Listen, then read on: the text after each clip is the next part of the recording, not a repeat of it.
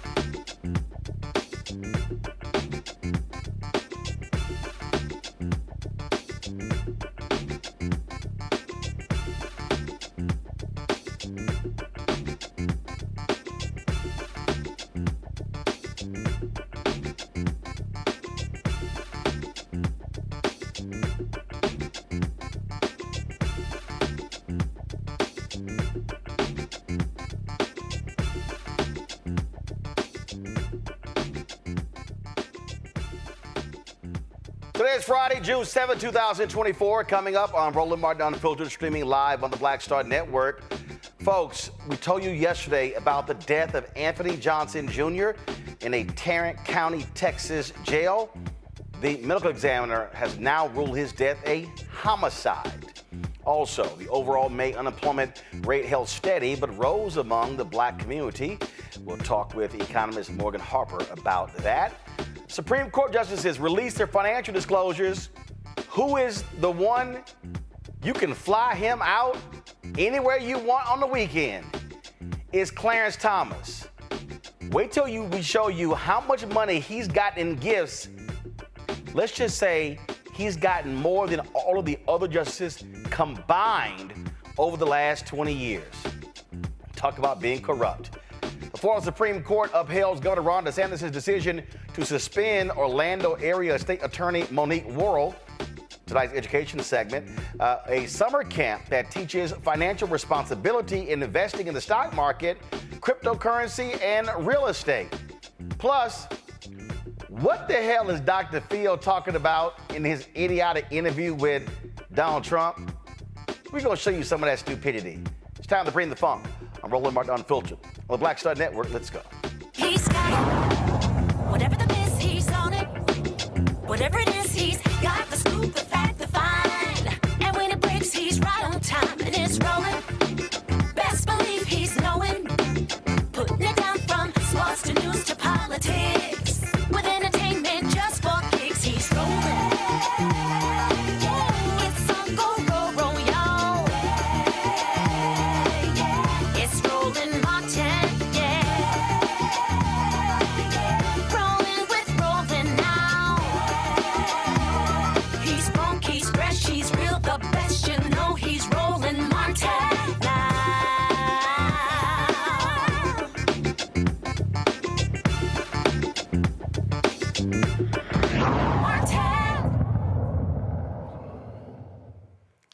It's being called a blowout jobs report. 272,000 jobs were added last month. Here's the thing. The economists were expecting some 160,000 to be added. The unemployment rate rose from 3.9% to 4%. Folks, they're trying to figure out what the hell is going on now. Of course, Republicans are going crazy because they keep saying how awful the economy is, but the numbers don't add up. Morgan Harper with the American Economic Liberties Project joins us right now. Morgan, glad to have you here. I mean, it's really driving Republicans nuts because they have been predicting doom and gloom since the inauguration of President Biden and Kamala Harris. And it seems every month they're like, damn, another one. Absolutely.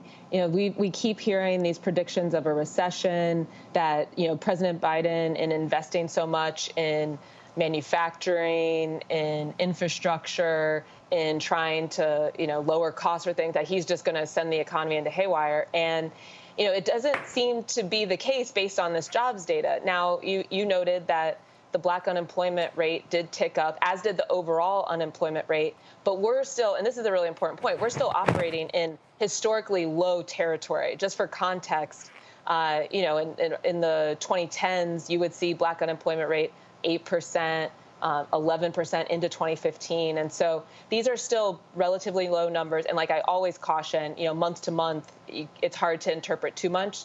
But we are seeing that there has been that overall increase in black unemployment, so something for us to continue watching. Well, the reason why I think it's hilarious because every time I hear mushmouth Senator Tim Scott, the economy was so great under Donald Trump, and it's like, sorry, dude, you're getting blown out.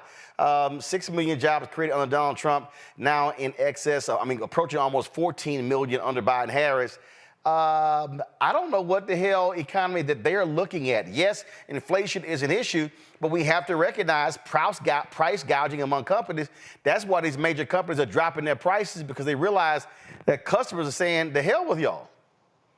Absolutely. I mean, a couple of things to note. One, these gains in the jobs are not just even specific sectors. They're actually across the board. So if you look at healthcare, you look at education, you look at government, you look at construction, you look at manufacturing, there has been wage growth. So that type of broad job growth, that type of broad-based job growth across all these different sectors really unprecedented. And then also the labor participation rate. For prime age workers, that is now also at record levels we haven't seen since like 2002. Over 80% of prime age workers are participating in the workforce, especially a lot of women. And so, yeah, I mean, this whole narrative about how this administration's thinking the economy just doesn't add up with the numbers.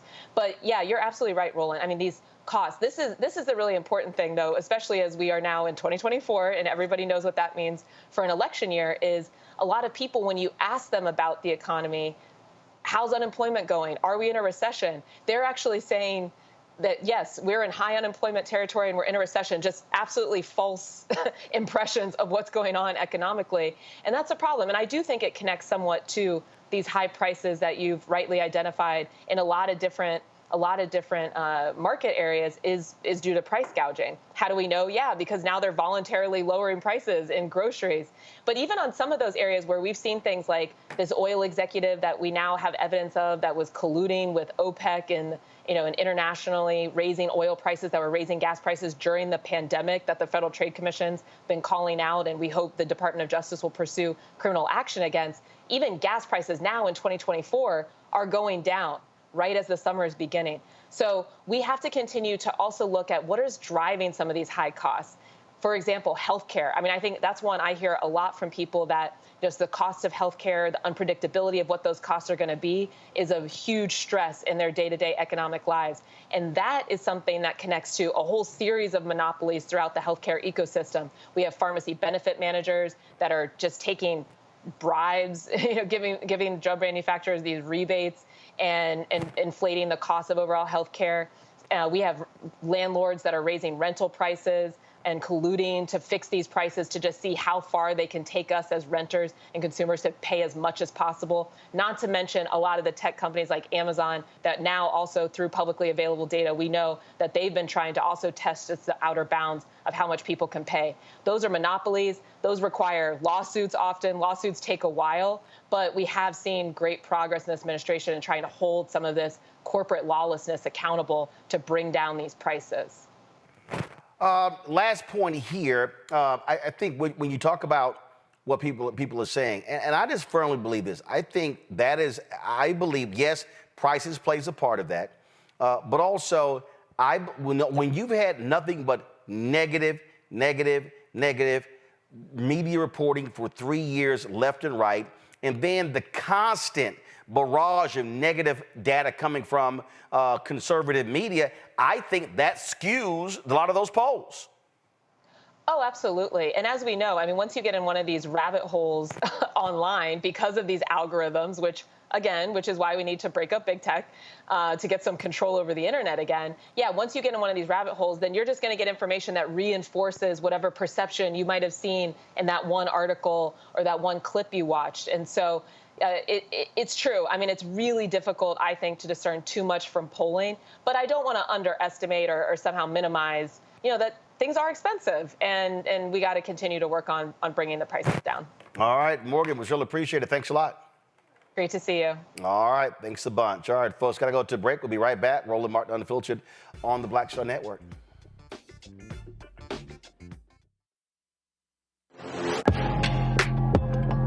A lot of y'all have been asking me about the pocket squares that we have available on our website. You see me rocking the Shabori pocket square right here. It's all about looking different. Now look, summertime is coming up. Y'all know, I keep trying to tell fellas, change your look, please. You can't wear athletic shoes every damn wear. So if you're putting on linen suits, if you're putting on some summer suits, have a whole different look. The reason I like this particular pocket square, the Shabori, is because it's sort of like a flower and looks pretty cool here versus the traditional boring silk pocket squares.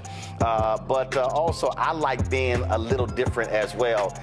So this is why we have these custom-made feather pocket squares on the website as well. My sister actually designed these after a few years ago. I was in this battle with Steve Harvey at Essence, and I saw this at a St. Jude fundraiser. I saw this feather pocket square, and I said, well, I got some ideas. So I hit her, and she sent me about 30 different ones. And so this completely changes your look. Now, some of you men out there, I had some dudes say, oh man, I can't wear that. Well, if you ain't got swagger, that's not my problem. But if you're looking for something different to spruce up your look, fellas, ladies, if y'all looking to get your man a good gift, I've run into brothers all across the country with the feather pocket squares saying, see, check mine out. And so it's always good to see them. And so this is what you do. Go to RolandSmartin.com/pocket squares. You can order Shibori pocket squares or the custom-made pocket squares. Now, for the Shiboris, we're out of a lot of the different colors, and I think we're down to about 200 or 300. So you want to get your order in as soon as you can, because here's what happened. I got these several years ago, and the Japanese company signed a deal with another company, and I bought them before they signed that deal, and so I can't get access to any more from the company in Japan that makes them. And so get yours now. So come summertime, when I see y'all at Essence, y'all could be looking fly with the Shibori pocket square or the custom-made pocket square. Again, RolandSmartin.com/pocket squares. Go there now.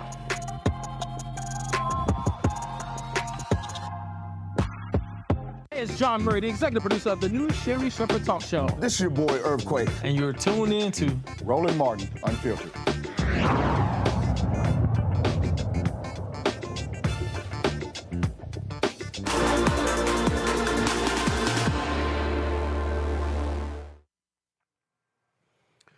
Folks, this just in, the Howard University Board of Trustees has revoked the honorary degree that was given to Sean Diddy Combs a few years ago. This is a statement that was been released by the university.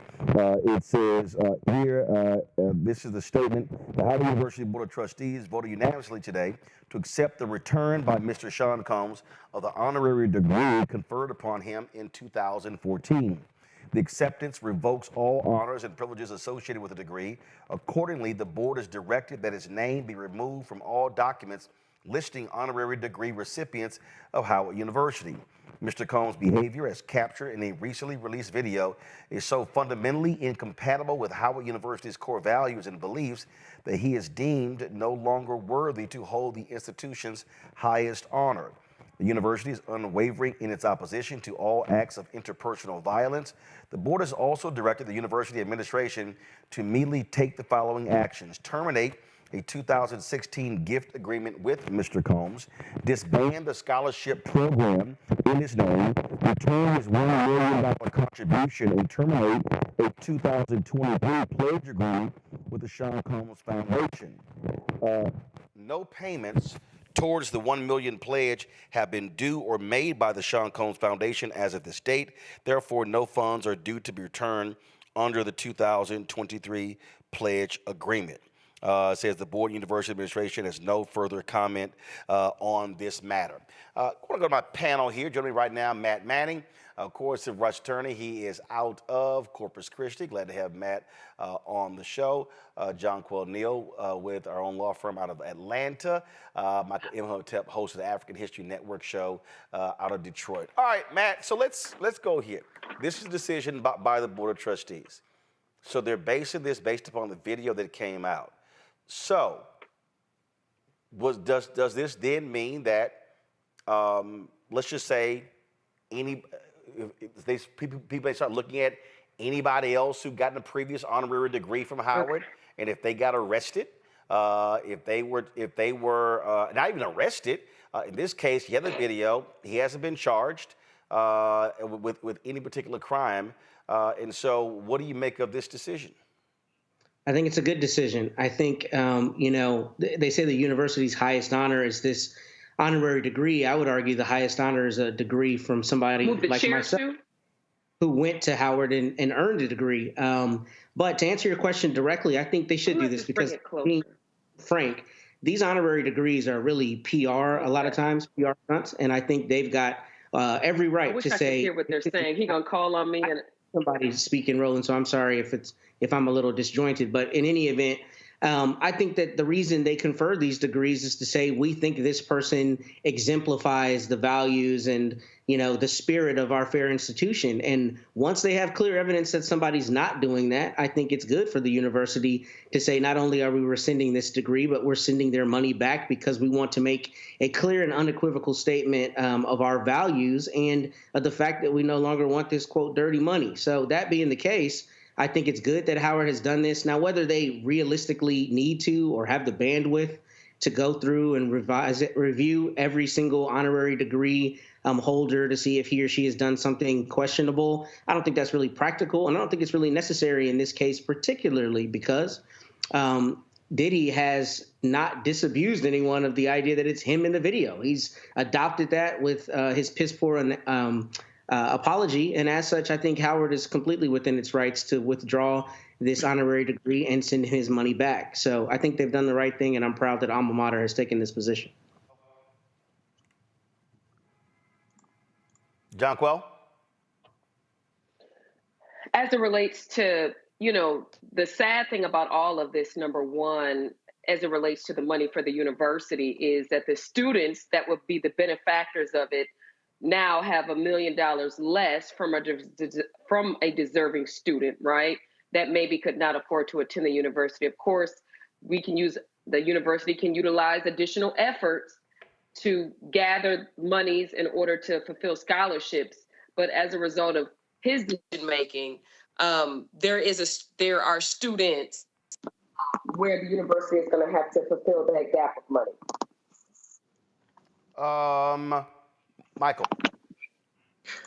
Yeah, I think this is a good idea, and it's more than just the assault on Cassie or the video that surfaced. First of all, we know that Sean Combs actually paid an undisclosed amount to settle that civil lawsuit one before the video came out. Yeah. So then the video comes out. That incident that took place is Cassie alleged that incident actually took place in her lawsuit.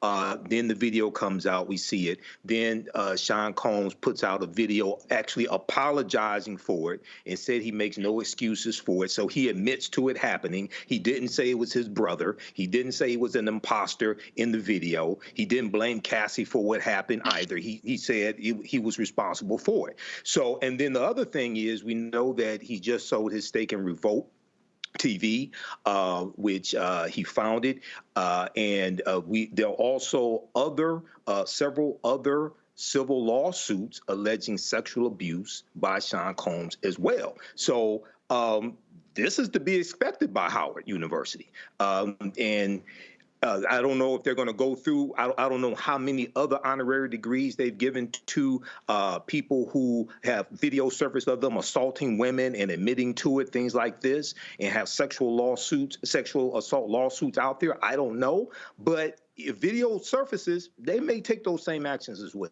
Well, it's interesting. Howard University didn't revoke, to my knowledge, Bill Cosby's honorary degree, nor did they return his money. Well, when we look at Bill Cosby, one, we see that Cosby was exonerated. His conviction was overturned by the Philadelphia Supreme Court. Number one. Two, video did not surface of Bill Cosby assaulting women. Now, so 1 second. So are you saying that the reason Howard is taking this action is because of a video as opposed to the action? I'm saying it's a number of things compounded, but that video is evidence. Of course, that video is evidence. No, hold on, wait. No. First of all, the video is evidence, but actually statute of limitations has run out.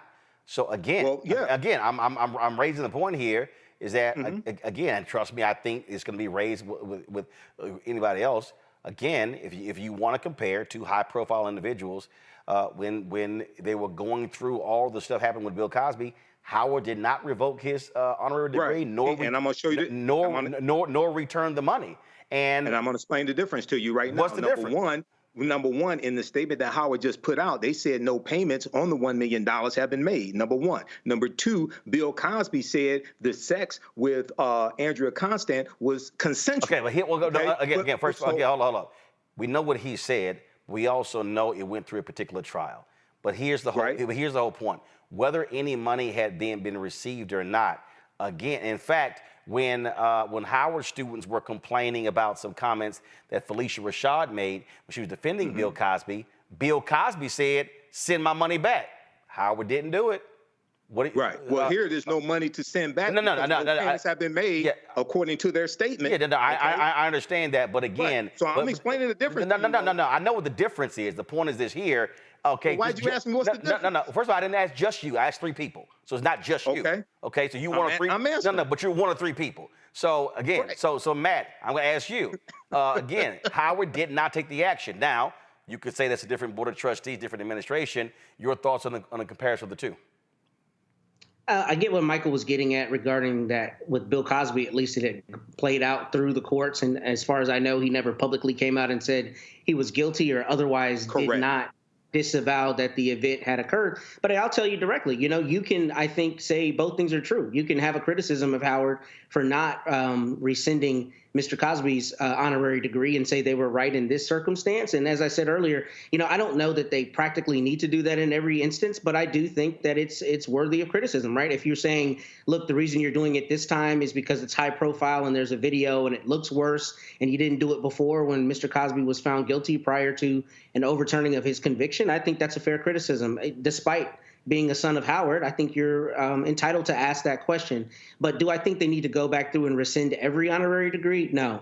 Frankly, honorary degrees are PR moves more than anything else. So I think they're right to rescind it in this circumstance. And in the circumstances where they have not rescinded it, I think it's fair to ask them why they didn't do it in that circumstance. John. I think 2 things can be true at once. All right, John Quell. They need to rescind both of them. I mean, they need to rescind Bill Cosby's as well. Bill Cosby's conviction was overturned, and that was due to some mistakes, essentially, from the original trial. However, the amount of women that came forward for sexual abuse allegations was astronomical. And frankly, what's going on with Diddy is big news, but it was the same level of scrutiny, the same level of publicity as it was for Bill Cosby. And the level of egregiousness is the same. And so if they're going to rescind Sean Diddy Combs, they need to rescind Bill Cosby. Spelman, if I'm not mistaken, either Spelman or Morehouse, whichever one that Bill Cosby donated to the Cosby Center, I believe his name was removed from there. So yeah, that was at Spelman. His name was removed. No, name was removed, but they kept the money. Maybe Howard spent the money. Again. They never received it. No, John Kell, she's talking about Bill Cosby. Bill Cosby. Again. And so there was some other people who rescinded honorary degrees, but they also kept the money. And in fact, I remember several stories where Bill and Camille Cosby were like, well, if you're going to sit here and revoke some degrees, send that damn check back. Folk didn't want to send that check back. So I'm just saying. All right, I go to a break. We come back. We're going to talk about the case out of Fort Worth. Medical examiner has ruled the death of Anthony Johnson a homicide. We'll also talk about what the hell was Dr. Phil talking about in his interview with Donald Trump. I'm like, Dr. Phil, are you paying attention to what's happening in the world? It's a lot we're going to break down, folks. You're watching Roland Martin Unfiltered on the Black Star Network. Support us in what we do. Join the Bring the Funk fan club. So you're checking money orders to P.O. Box 57196, Washington, D.C. 2003 7-0196. Cash App, $RM Unfiltered. PayPal, R Martin Unfiltered. Venmo is RM Unfiltered. Zelle, Roland at RolandSMartin.com. Roland at RolandMartinUnfiltered.com. Download the Black Star Network app, Apple phone, Android phone, Apple TV, Android TV, Roku, Amazon Fire TV, Xbox One, Samsung Smart TV. Back in a moment.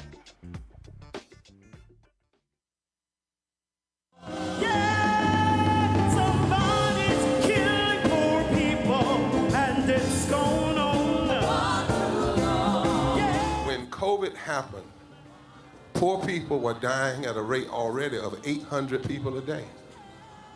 Before COVID, if you went to a funeral every single day, it would take you 600 years to attend all the funerals of the people who will die from the ravages of policy violence, poverty, and low wages in America in just 1 year. It would take you 2 years and 19 days to go to all of the funerals of the people that will die today, and oftentimes silence. Nobody talks about this political genocide, but we are determined today to remember their death and be a resurrection of voting power and voice power like never before. Economic justice and saving this democracy are deeply connected. We, as a nation, must listen to the demands of the poor, who are pushing and will continue to push political candidates and elected leaders to lift from the bottom so that everybody can rise.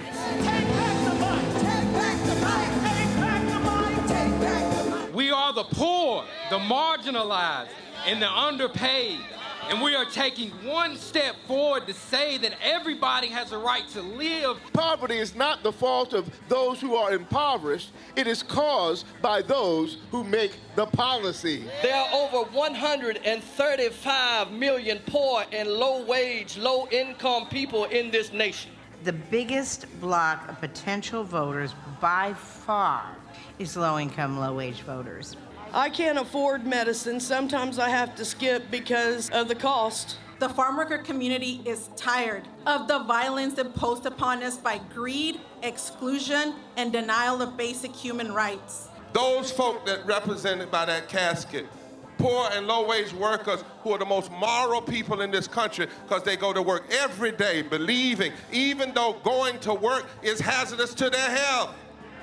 I'm tired of working 70 to 80 hours a week and still not have money for the necessity of bills. I'm tired of getting sick and not being able to go see the doctor, having to make a choice to pay between rent or the light bill or food or clothes. You cannot claim to care about families and a culture of life and then do everything in your power to rob people of equal access to resources and to force them to live in poverty. Leadership of both parties have waged war on poor people and low-wage workers. And this government has treated people experiencing poverty, including their military families, with disdainful, deliberate, malicious neglect. So the truth is that my son died from poverty.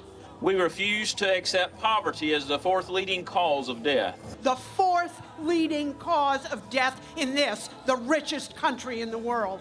We march today for our children and the generations to come. And we need to do it with the loudest voices possible, the biggest actions possible. We will voice our demands and register our vote. When we stand up and when we stand together, things change. There is the electorate that is, and then there is the electorate that should be. 34 million eligible poor and low-income voters did not vote in 2016. If just 20% of those voters in swing states were mobilized around an agenda, they could change the political outcome of every election. So we're launching the most massive voter mobilization and turnout campaign in history of poor and low-wage voters, allies, and religious leaders. People are dying, but we know it doesn't have to be this way. And so we are calling on everyone to join us in this Poor People's Campaign, a national call for moral revival. We are here, we will be seen, we will be heard, and our power will be felt. We don't need to be an insurrection. We are a resurrection that will be felt across this country. Are you ready? Ready? Ready? Ready? We are a resurrection, and we are ready. And we won't be silent anymore.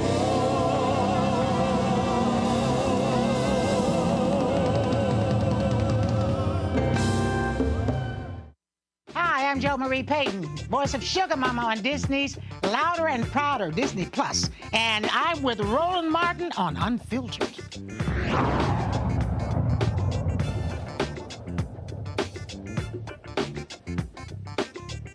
You know what? You can always count on some folk who don't know nothing about politics to weigh in, and Dr. Phil is one of those folks. So he's touting this 70-minute interview that he did with Donald Trump, and frankly, he allowed Trump to sit here and lie repeatedly during the interview. But here, to me, is one of the questions that I just find to be stupid and idiotic from Dr. Phil. Listen to this. Well, I wanted to, and I know that there was some news coming out of Georgia today, there was some news coming out of Florida today, that they're stepping back from this. And very good news. I called for the other day, and I don't know if you saw it, but on Merritt Street Media, where I now do my show, I called for President Biden to stop all of this now. And of course, a lot of people said, oh, he can't stop it. It's a state case. Well, okay, that's an explanation for stupid people. But for people that understand how this works behind the scenes and all, I say the same thing. They need to stop this. They need to stop pursuing you. Since you started your campaign in 2015 to run for office, there have been so many attempts to get you off the board even before you started your campaign. Then once you were in office, 2 impeachment opportunities, they changed the rules to try to make it high crimes and misdemeanors if there were business conflicts, and in this case, never ends. It seems to be never ending, and that is a distraction to you. And I really wonder how that affects you. What do you say to yourself about that? Because it seems to never be ending. It's a never-ending thing. There's a term that I know you've heard many times. It's called Trump derangement syndrome. Nobody's ever said. Well, yeah, Dr. Phil, maybe it's never ending because he keep doing wrong shit. What you just heard right there, let me just be as succinct as I possibly can. You are full of shit, Dr. Phil. You are full of it. You are absolutely full of it. First of all, let's be real clear. They changed the rules when it came to high crimes and misdemeanors. Hey, Phil, have your ass ever actually read the Constitution? The Constitution does not actually define high crimes and misdemeanors, which means that the United States Senate and the United States House can define those very things on their own. Sounds to me like, Dr. Phil, you're an apologist for Donald Trump. Sounds to me like you were trying to kiss a lot of Trump ass at Mar-a-Lago. And then this, I think that's for stupid people to say Biden can't stop it. Let me be real clear, Dr. Phil, because clearly your doctorate ain't in political science. Clearly it's not in history. It's actually not in anything political. President Biden can't stop a damn thing. In fact, Dr. Phil, if Biden picked the phone up to tell Fani Willis not to prosecute Donald Trump, he has no jurisdiction. He has zero authority. He has no authority over Fani Willis in Fulton County. He has no authority over Alvin Bragg in Manhattan. He has the same amount of authority over a Democratic DA that he does over a Republican, which is none. And no president and no governor and no mayor and no county judge should be calling a DA telling them what not to prosecute. Now, Dr. Phil, you've operated as a witness in many trials, so you know a little bit about the law. Last I checked, Dr. Phil, it doesn't matter if you are a former president. It doesn't matter if you are a candidate for president. The sign above the Supreme Court says equal justice under law. And if somebody broke the law, and if a DA took it to a grand jury and got an indictment, then they have to go through the exact same procedure as any other regular Joe or Jamal in America. But I want to know how you feel. I want to know how you feel. All the attacking, they seems like they trying to keep you off the ballot. No, Phil, seems like his ass keeps breaking the law. All you did was sit there and just kiss Donald Trump's ass for 70 minutes. And y'all, then they posted some interview of some black woman in the crowd. She like, mean, after that, I have a whole different view of Donald Trump after that interview. Well, yeah, if you sat there and saw Dr. Phil kissing his ass for 70 minutes. See, y'all need to understand what the likes of Dr. Phil are doing. First of all, he tried to say somewhere else, I'm not a political person.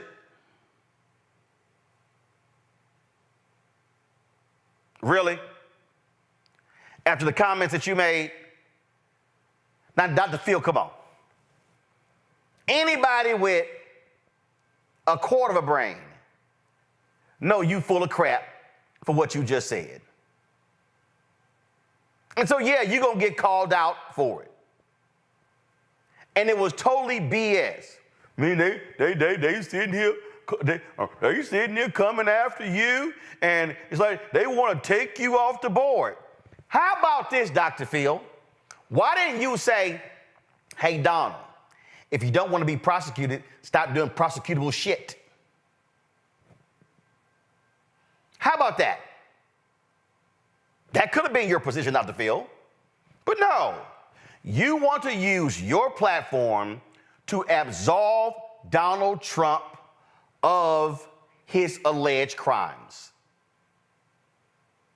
But here's the fact, Dr. Phil, as somebody who's been on the witness stand, participated in many trials, he was found liable for sexual assault in New York City. And he kept defaming E. Jean Carroll.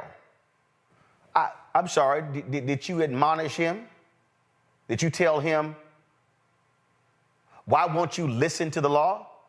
Please tell me, Dr. Phil, why didn't you tell Donald Trump to shut his mouth and stop insulting judges and violating gag orders? Oh, I'm sorry, that's right. That didn't go along with your long effort to kiss his ass for 70 minutes. You deserve to be criticized for that joke of an interview, Dr. Phil. Because essentially, what you did was a 70-minute campaign prop for Donald Trump. That's what we saw from you, Dr. Phil. John Quell, your thoughts? You know, with Donald Trump, although he was the president, these prosecutions, while everyone the biggest debate is about it being a party issue, right? The Democrats coming after the Republicans or Biden coming after Trump. But what this really shows and what's important here is that when it comes to Donald Trump is that no one is above the law.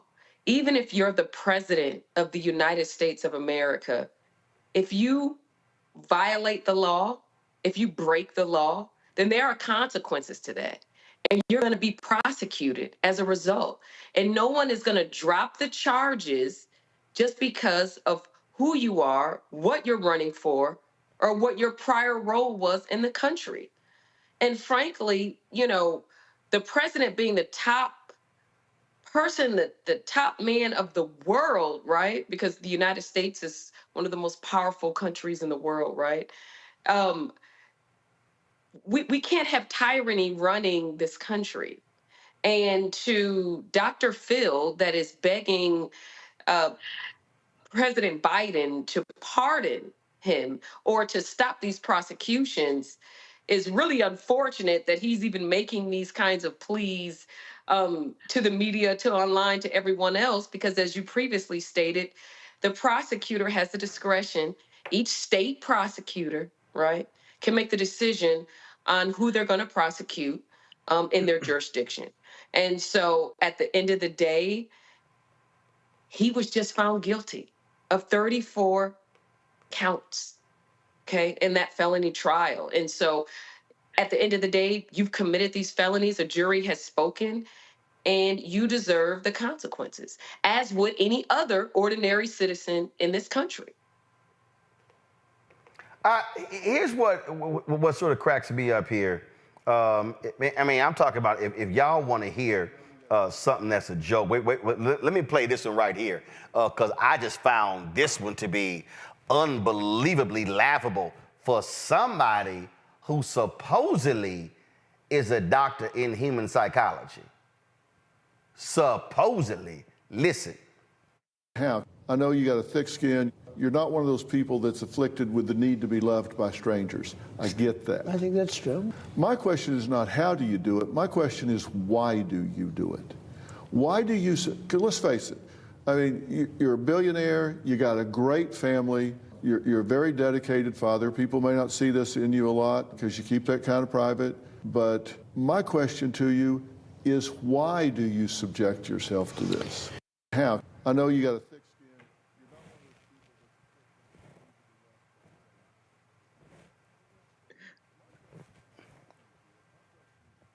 skin. Matt, what? Everybody know this man ain't got no thick skin. This is one of the most thin-skinned individuals you've ever seen in your life. He attacks anybody and everybody. He is a narcissist. You don't have a need to be loved by everybody else. Yeah. What the hell is Phil talking about? First, I want to know if Dr. Phil got a check from the campaign or from the Trump organization, because it seems pretty clear that he's pandering. And it's funny that we're having this conversation today. I was on a plane from Baltimore yesterday, and I'm reading this book, right? It's called Winning Arguments. And there's a section in here about Trump. And what the author talks about with Trump in particular is that Trump has been a force because he's had arguments and basically has controlled the narrative such that he's never talking about what anybody else is talking about. He's always talking about what he wants to talk about. And I think that's particularly dastardly in this situation is because Dr. Phil should have, I would think as a journalist, some ethic guiding him to at least be objective and ask questions that would make his viewers find out more about the subject and at least be fair in considering the subject. But here, to your point earlier, it's like a 70-minute campaign commercial. And the thing that's ridiculous about that is there has been coverage ad nauseum about how Mr. Trump is very petty, vindictive, about people who crossed him, come out and said that he would not really politically prosecute them, but basically he's going to go after people who are counter to him. That is consistent with being thin-skinned. So why he's throwing these alley-oops, trying to soft pedal his character and give him all these opportunities to come off like a family man and all these things that he publicly has spoken counter to in what he said, I don't know. And I don't understand why Dr. Phil would do this. But I also think, irrespective of him having a PhD, Dr. Phil is clearly in the entertainment business and not in the business of being a credible practitioner. So I think this is consistent with that, and I'm wondering if there was a big check for this entire session where Donald Trump got to come and extol his own virtues, especially with Dr. Phil helping him along. All right, you want to hear more BS? Let's watch this asinine line of questioning. Everybody calls it inflation, but affordability. When we talk about gasoline, under your administration, average $2.57 a gallon. Under Biden, $3.61, 40% more. Under your administration, homes average $320,000. Under the Biden administration, 31% more, $420,000. Under your administration, interest rates 3.8 average. Under the Biden administration, 39% more at 5.3%. Okay, now let's look at the border. Under you, average 1.7 million border crossings. Their official number is 6.4. That's from Homeland Security. It's actually about 13 million because I know I've been to the border. I've talked to the border guards down there, Brandon Judd. I've talked to Jason Jones. I've talked to the people that actually know the numbers. They say it's between 10 and 13 million. So my point is when you look at the actual numbers, plus the things you just talked about, lower taxes, higher tax revenue, you look at that and you would say, my God, he should be running unopposed. I mean, why? And these numbers, I appreciate it, and these numbers are really, I don't know how many. Very conservative. As an example, I guess. I can't listen to the bullshit anymore. First of all, this is the game Dr. Phil plays here. The average under you was this, under Biden is this. Okay? First, nice, convenient way to skip over 2020, Dr. Phil, that thing called COVID. Nice try. Second of all, when he talks about, average prices of a home, Dr. Phil, would you like to mention how America did not build enough housing stock in the previous decade? Do you not want to mention that private equity by at the end of the decade, they will own 40% of all housing stock?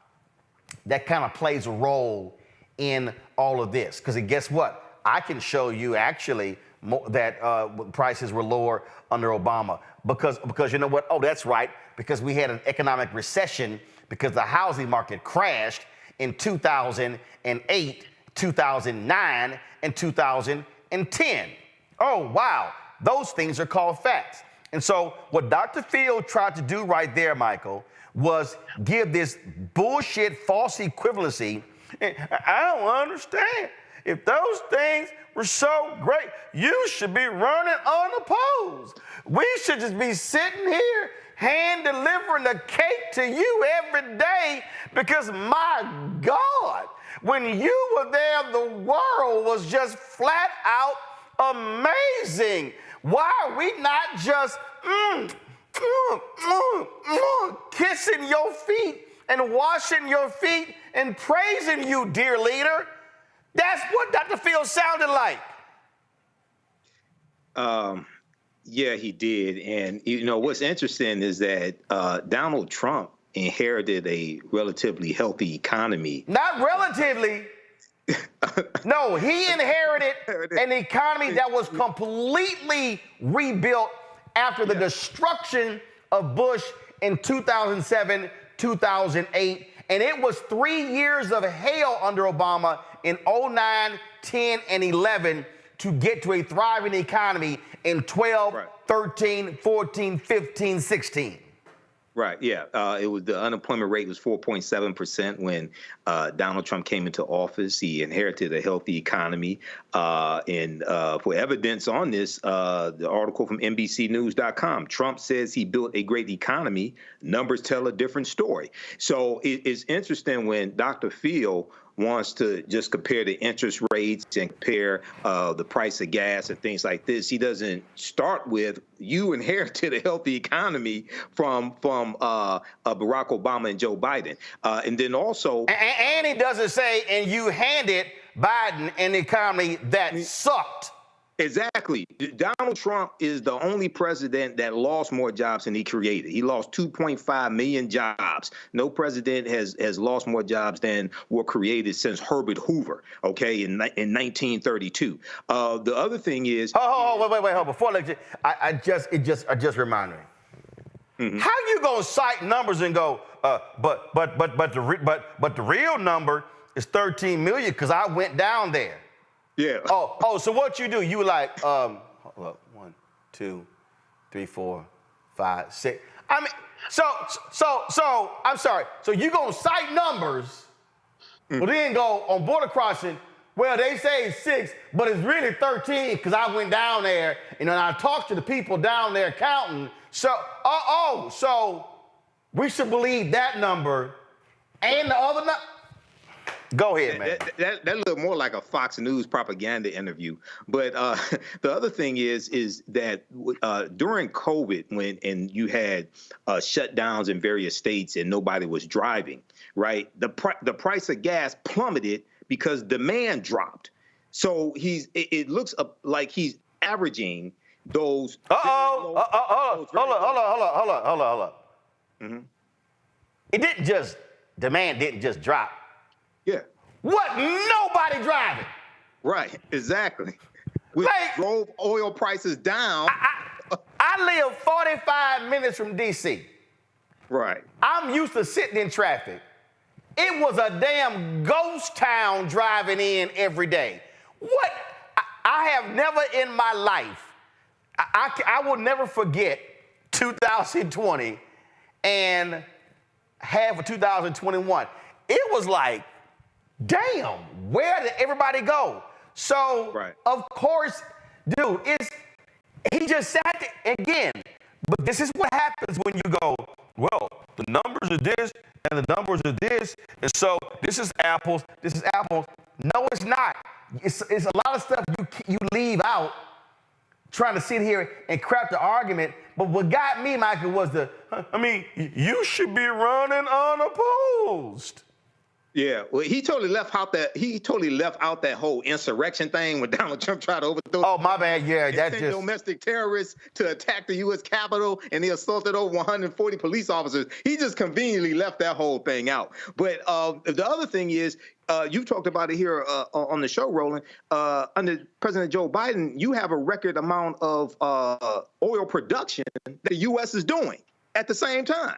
Okay, The Economist has an article, Joe Biden, master oil trader, from May 16, 2024, that goes into this and deals with why, even though the price of oil, I think the price of gas is a little higher, I think, than this time last year, but it's still relatively low. Okay, so all things considered, so this was you would have thought that this appeared on Fox News or Newsmax. Or Fox Nation. Oh, yeah. Fox Nation, the amount of lies that were told. And no fact checking. This absolutely, as Matt said, Matt says a campaign video. You called it propaganda.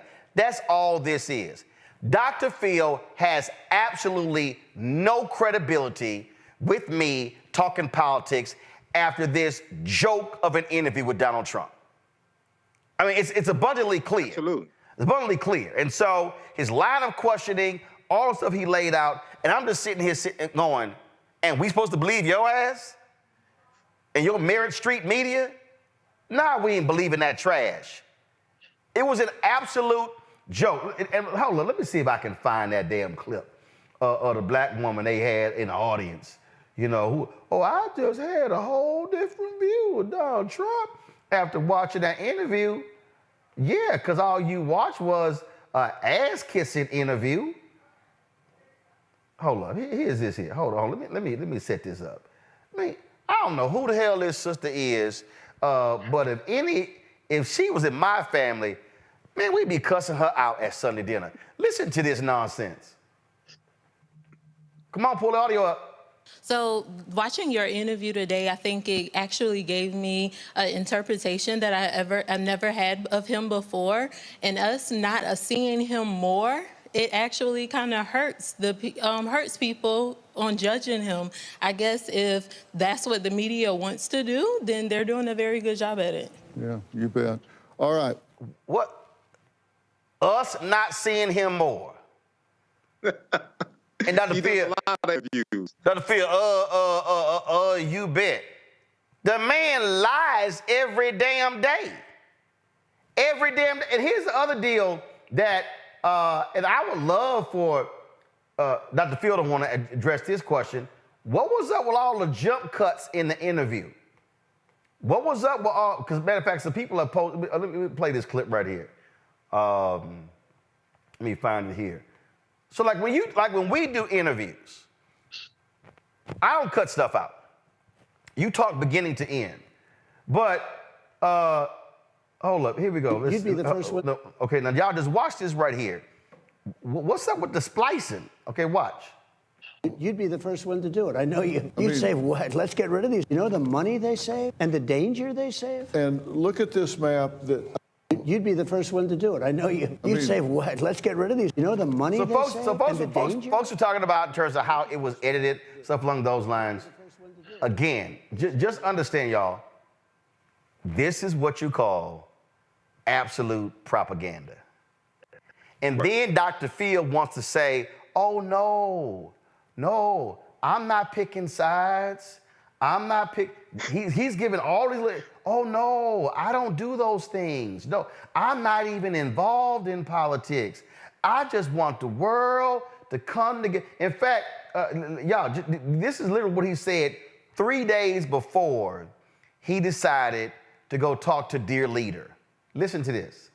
I wanted to share my final thought about this. This weaponization of our great institutions, the FBI, Justice Department, and individual states' similar institutions, will lead to one of two outcomes. Okay, let's stop right here.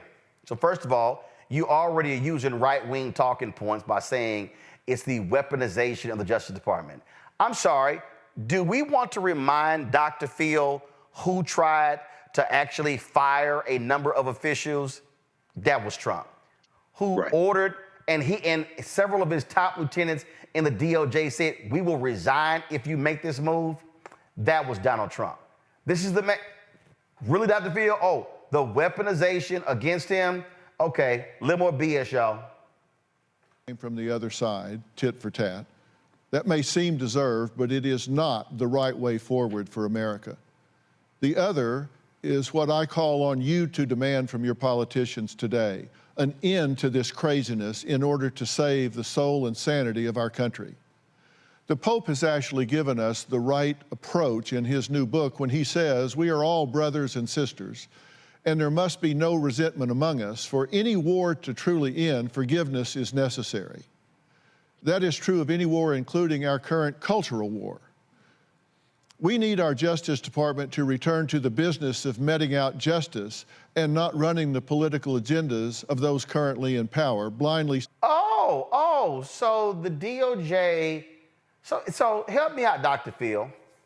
If the current Department of Justice was doing Biden's bidding, why is his son on trial? Right. I mean, if they were doing my bidding, I'd be like, y'all ain't prosecuting my son.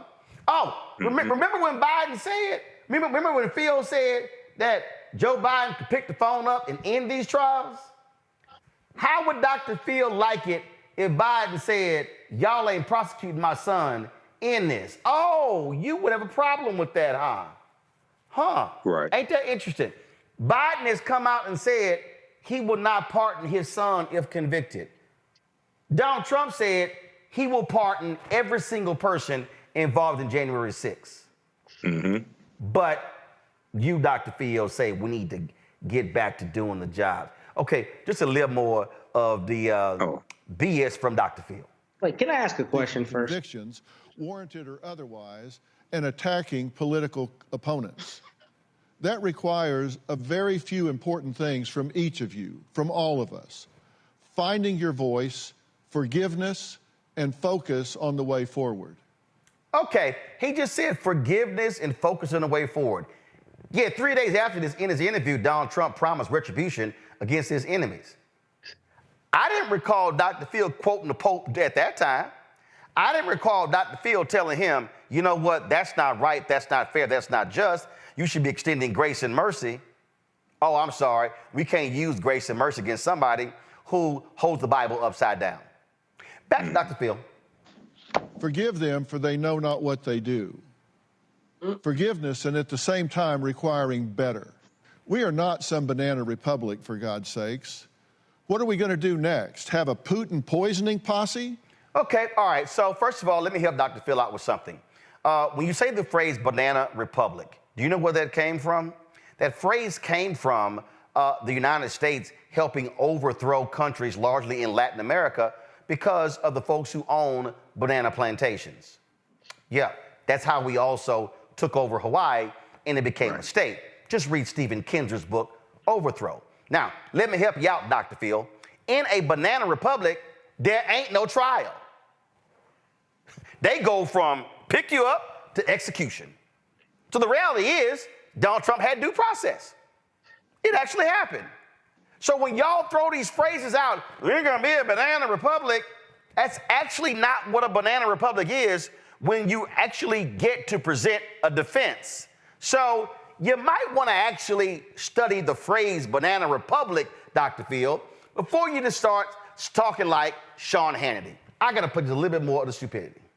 And start finding political opponents foaming at the mouth at home, not so mysteriously dying in their lazy boy recliners? We're better than that. We must be better than that. I don't like what I see happening in our country. This kind of thing is exactly why I launched Merit Street Media and wrote We've Got Issues. I don't like seeing the weaponization of our justice system, agencies, and powerful government actions that, frankly, just make my skin crawl for all of us and for my grandchildren. And let's be honest, this is so not just about Trump. If you let your hatred for Donald Trump compromise your ability to find true north on your moral compass, shame on you. If you let your disgust for Biden make you blind to the inevitable consequences of pursuing revenge, then God help the children who will inherit the dystopian nightmare we create. Yet 3 days later, you interview Trump and he talks about retribution, and you say and do nothing. Dr. Phil, you are a joke. And all of that crap that you said in this 4-minute and 16-second commentary, and I only played half of it, everything that you said can be thrown right out that damn window on Black Lives Matter Plaza here in Washington, D.C., because when you actually talked to Trump 3 days later, it was a 180 degree from everything that you said here. So the fact of the matter is, you talked about having a moral compass in this. You clearly forgot your moral compass when you went to Mar-a-Lago. Matt, I think you wanted to make a comment. Yeah, what I was going to say is that Bob Menendez and his wife are being prosecuted right now by Biden's Justice Department, aren't they? And he's a Democrat, yes. Right? And what we see that the goalpost always moves. We know, especially with Trump, it's about, his talking points and advancing his message. But all I was going to add to it is, one, there's great irony with it being called Merit Street, and then obviously having a non-meritorious a conversation with Mr. Trump. But the bigger part of that is the thing I thought was really insidious about this is the way Donald Trump continues to other black people, referring to the blacks should give him 100% of his vote. And what's interesting about that is that there's just so many people who allow his sound bites to ring rather than the totality of what he said, including, Dr. Phil, to your point, about 3 days later, he says something directly in contravention with that, and you don't see any retraction or any kumbaya from Dr. Phil then. And that's what I think is driving this. Sound bites and people being placated with sound bites and then forgetting about what was said until the next time a spicy sound bite comes out. Folks, if y'all want, y'all can watch that 71-minute interview with Dr. Phil. It's trash, and he's shown exactly who he is with this trash that he just presented, and you simply have no credibility on any of this, Dr. Phil. You clearly are a Trump apologist. That's what you sounded like in the interview. It's abundantly clear. When you try to kiss as much butt as you can, and I'm sure Eric Trump and Donald Trump Jr. were going, damn, he did a better job of kissing our dad's ass than we do. I'll be right back on Roland Martin Unfiltered on the Black Star Network.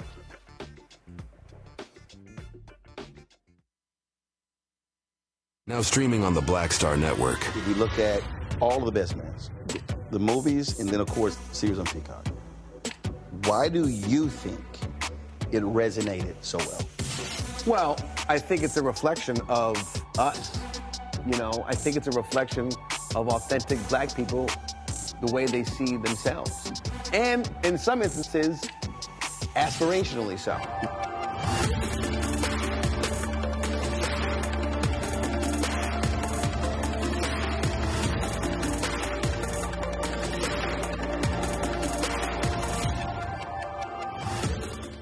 Essence Atkins. Mr. Love King of R&B, Raheem Devon. It's me, Sherry Shepard, and you know what you're watching. You're watching Roland Martin Unfiltered.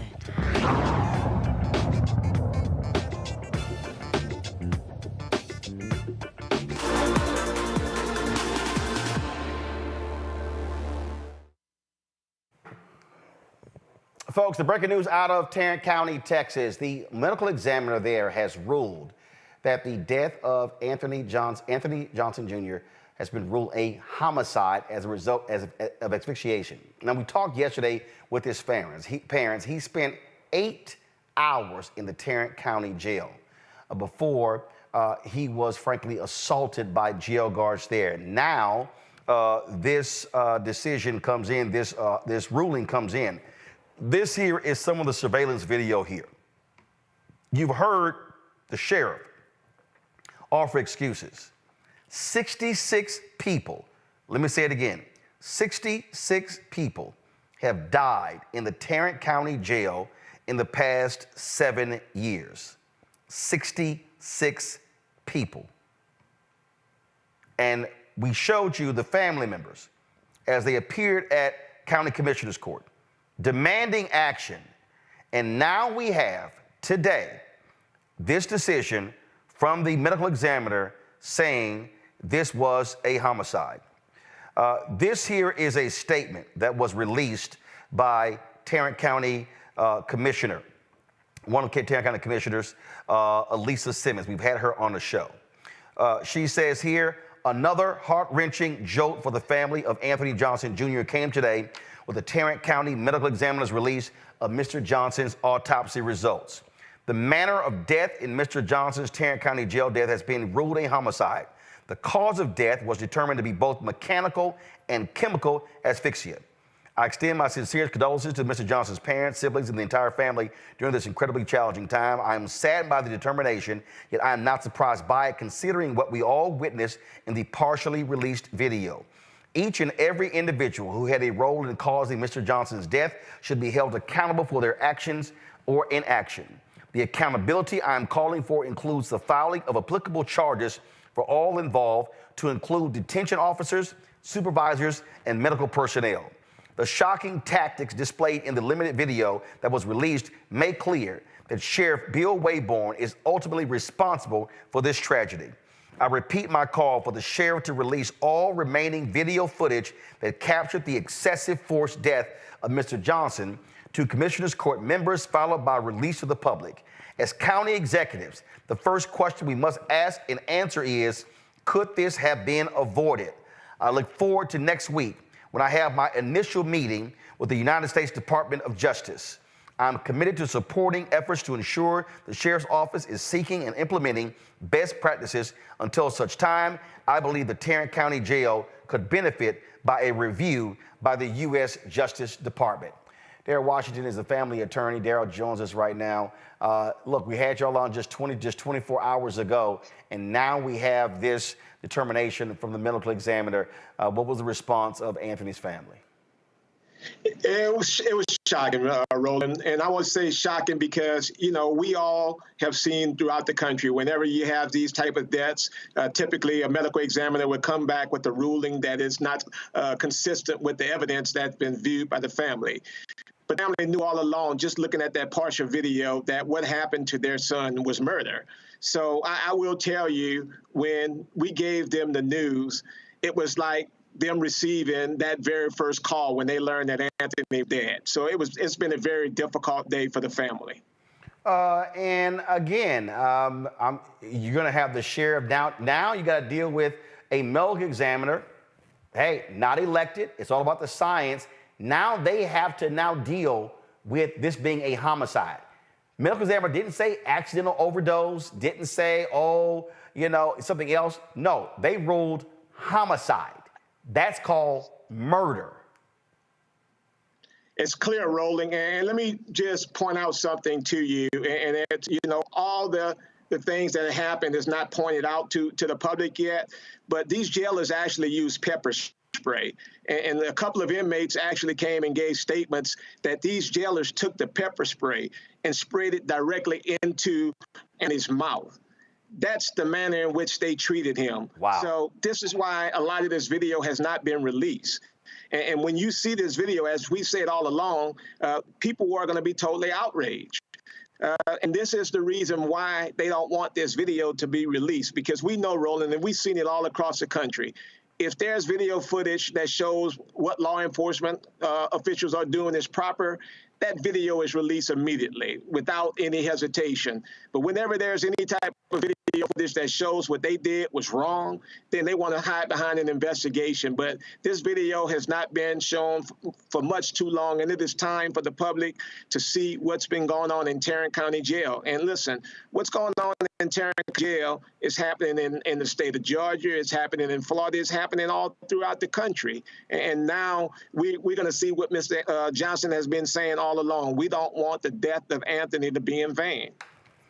You heard the commissioner say she's meeting with the Department of Justice. I mean, look, this is one of those cases where the DOJ should be swooping in. Frankly, the FBI should be coming in, confiscating documents in the sheriff's office and at the Tarrant County Jail. It's no question, Roland. I know they watch your show. I know people are familiar with what you broadcast out to the public. And when you hear that there's been 66 deaths since 2017, when there have been 6 deaths in 2024 alone, I don't know how much more it takes. We know that this is a problem. And again, as we said yesterday, we're talking about the Tarrant County Jail. We're not talking about a prison facility. So many of the individuals who are there have not even had a day in court. They are innocent individuals. And if the Tarrant County Jail is going to accept people in, then they have a responsibility and an obligation to make sure that they are taken care of. First of all, he should not be dead. He had a schizophrenic episode, jailed on April 21st. This young man should be alive. He served this nation in the Marines. He should have been treated far better, not just because he was in the Marines, because again, he's a human being, and what they did here was shameful and despicable. It's now being ruled a homicide, and now let's see if the Tarrant County District Attorney is going to be as aggressive prosecuting these jailers as he has been in prosecuting Crystal Mason for voting, and her ballot was never even counted.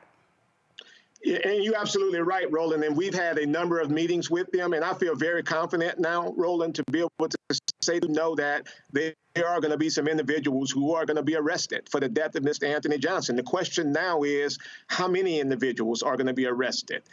So I feel confident about that because, when you have events like this, we say it all along, video footage, that is your independent witness. You're not having to take my word for it. You're not having to take nobody else's word. You have that independent witness. So they have no choice in this situation right now. We are going to hold them accountable.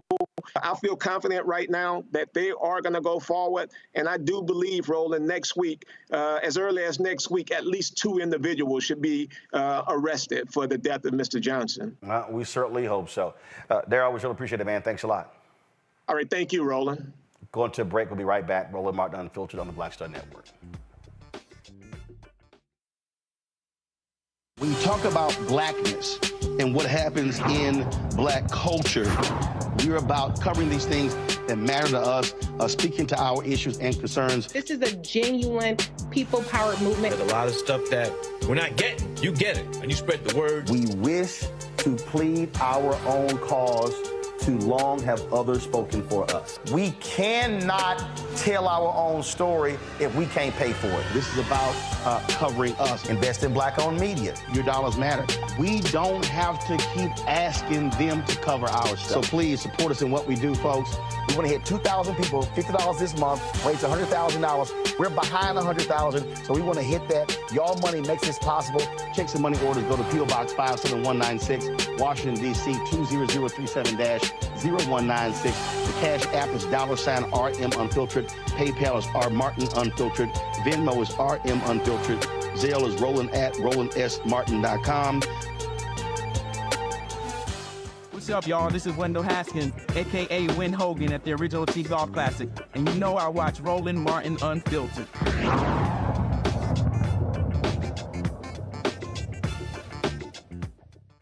Ben, I'm going to start with you. You're there in Corpus Christi. The reality is the Department of Justice right now is reviewing juvenile facilities in the state of Texas.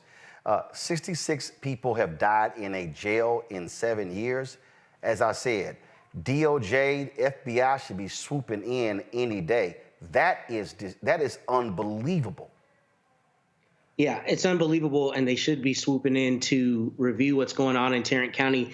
And I want to say first, Daryl Washington is one of the absolute best in our state in civil rights matters. So the family could not be in better hands, and I know he will absolutely get to the bottom of this and assist them along the process. But the problem really here is the law. I mean, I literally filed today a case against the jail in a city here in Texas where my client, who's intellectually disabled, had her leg broken a few hours before she was going to be released from jail. They gave her no medical. She went to the hospital and ended up having to have major surgeries. My point is this. Jails and prisons in the state of Texas and everywhere do not routinely provide people the care that they need. And in this instance, they killed this brother. Now, I will say, the medical examiner finding that it's a homicide is not a determination of guilt or liability as much as it's a determination of the cause of death, right? But in this instance where you have video, you know that that cause was by people who were violating their duty. So hopefully they will not be able to have qualified immunity as a defense. The problem is just that in the Fifth Circuit where we live and practice, the court is extremely conservative. They are not in any way amenable to these kinds of cases.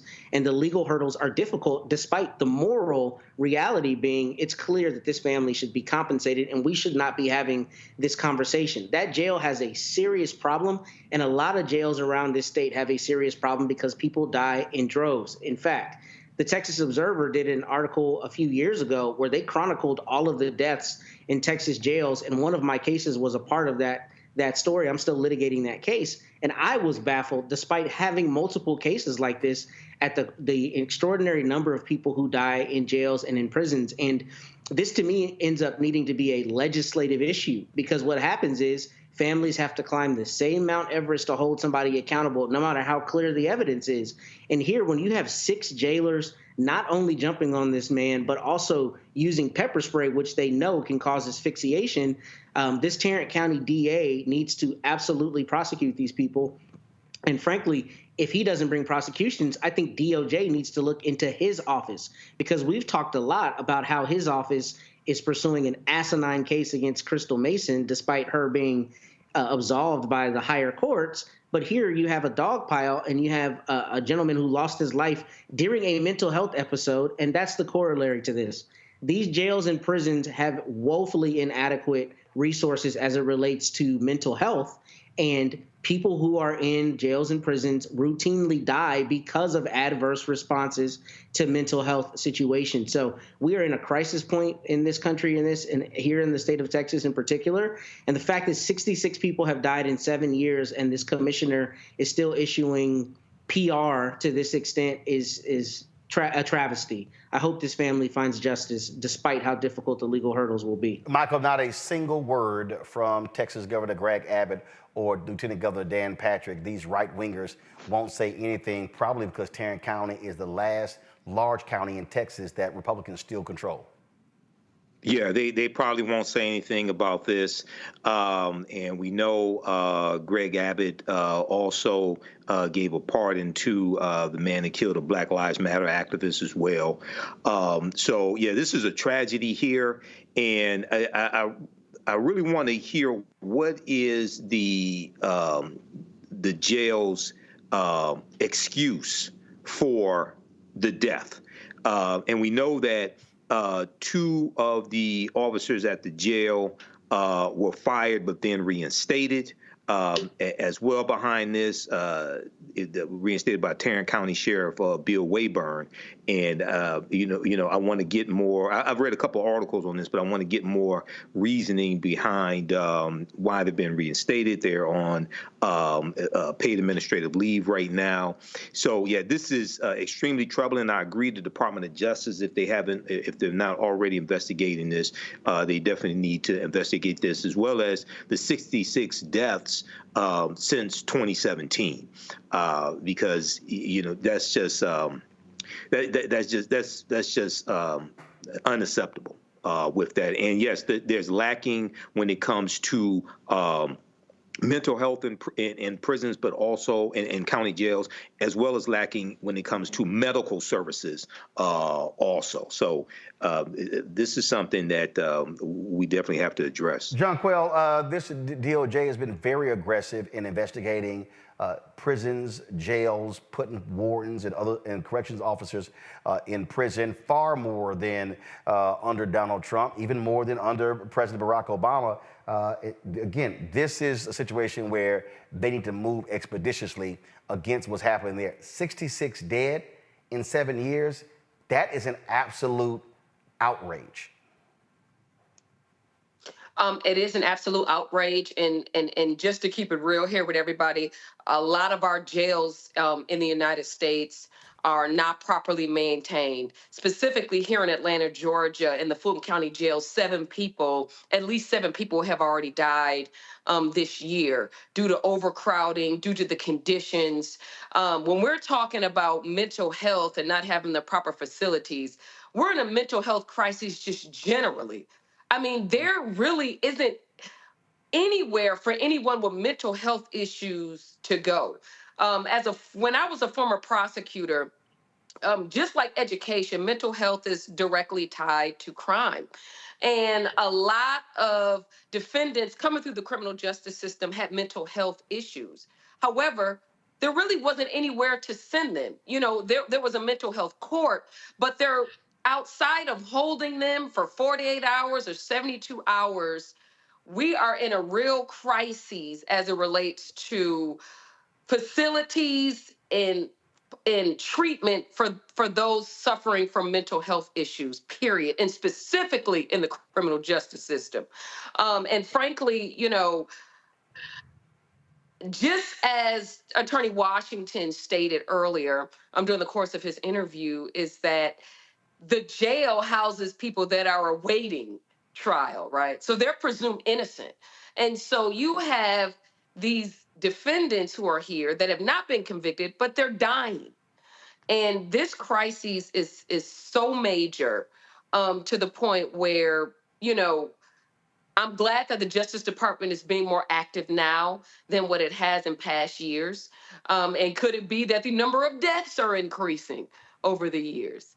I'm not sure if it has to do with administration or the level of deaths or the egregiousness of the state of what our jails, our city jails, look like at this time. But one of the biggest takeaways from this for me is that, number one, we have got to do something about the overcrowding of the jails, the training of these officers, the mental health evaluations, psych evaluations that some of these detention officers need to be subjected to before they're released with dealing with these types of issues. And we need to keep suing them. We need to keep filing those 1983 claims and keep suing them for millions of dollars and holding them accountable, and they need to be prosecuted. Just like what you stated, and I'm gonna make this very brief, but essentially, you know, in Atlanta, we have the public integrity unit, right? That's a unit specifically for targeting public corruption and going after officers that are killing people. Or using excessive force. And I'm sure that Texas, and I'll defer to my Texas colleague here about whether or not that a specific office exists in Texas. But I'm sure in addition to the DOJ, there should be an investigation at the state level as well. Absolutely. All right, folks, we will continue following this story. All right, got to go to a break. We'll be back. Roland Martin Unfiltered on the Black Star Network. Next on the Black Table, a man Cornel West calls the greatest Democratic theorist of his generation. Adolph Reed joins us to talk about his eventful life and his book, The South, Jim Crow and its Afterlives. Somewhere between an electoral sweep or an out-and-out coup or putsch, I think the danger is quite real. Join us for the Black Table, only on the Black Star Network. Fanbase is pioneering a new era of social media for the creator economy. This next generation social media app with over 600,000 users is raising $17 million, and now is your chance to invest. For details on how to invest, visit startengine.com/fanbase or scan the QR code. Another way we're giving you the freedom to be you without limits. I'm Marissa Mitchell, a news anchor at Fox 5 DC. Hey, what's up? It's Tammy Roman, and you are watching Roland Martin Unfiltered.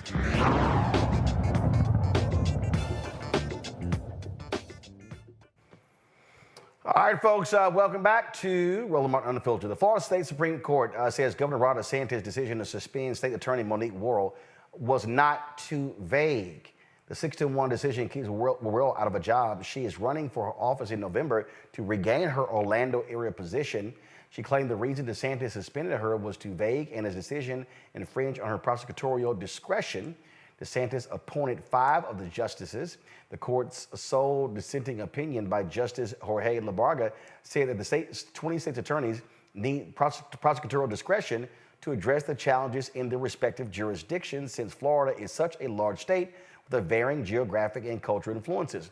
DeSantis suspended Worrell in August through an executive order for neglect of duty and incompetence in failing to prosecute crimes. What we really have here, bottom line, Jonquil, is Ron DeSantis, who wants to tell other people who are duly elected, who run on platforms, that they should do his bidding and not those of the people who elect him. Yes, I agree 100%. I mean, when I looked into briefly as it relates to her removal, I guess he cited some instances about her not going after the mandatory minimums for specific type of drug crimes or holding juvenile offenders to a certain standard. Frankly, that district attorney had not even been in office that long before he had even removed her, first of all. She hadn't even been there that long. Second of all, prosecutorial discretion is so important to be able to have because each case is unique. In each case, could require a different outcome. While mandatory minimums are important, right?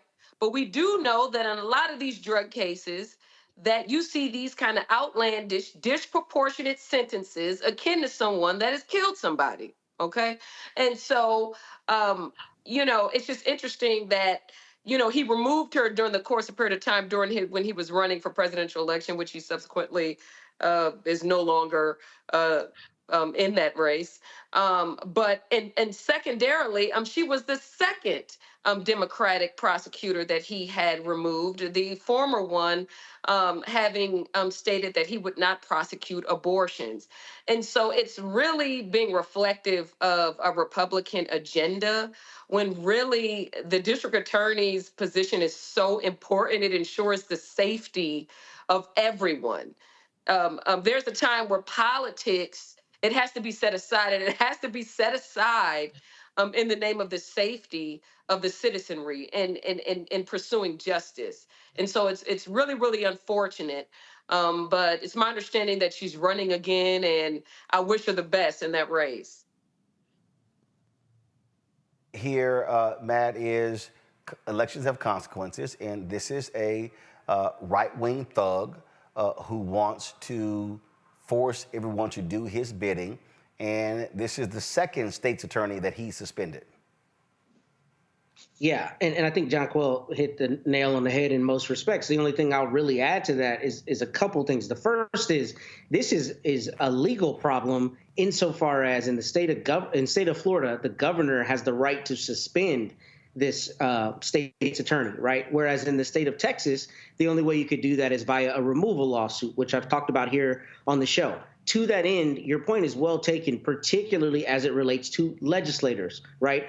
This is a legislative issue because it is in the Constitution, or at least in the Florida statutes, that he has the right to do this, which is kind of absurd because what we're seeing across the country, particularly in Texas and in Florida and in Oklahoma and other states, is we see Republicans particularly wielding local control when they want to have control within their locality, but then saying that the state or some higher level should be able to take away local control where people have voted for someone who they do not agree with ideologically. That's why Sergeant Perry got pardoned. That's why Fani Willis has been attacked. That's why all of these prosecutors particularly have been attacked, because Greg Abbott and DeSantis don't like the fact that they are duly elected in their communities and are serving their communities following people saying, I want you to be in office. So this is a legal issue that needs to be fixed by voting the right people into the Florida House of Representatives and the Florida Senate to either revoke this or amend the law or make it such that the voter's voice carries the day, because that's the problem here. You have a governor who can be politically motivated, and we know Ron DeSantis is exactly that in most decisions that he makes, who can take away the people's voice by removing somebody they duly elected. I mean, that's just offensive if you look at basic democracy, and that's what's happening in this instance. Michael, none of what Matt said is going to happen as long as Republicans have a gerrymandered map, and then they have total control of Florida. And that means people have to vote.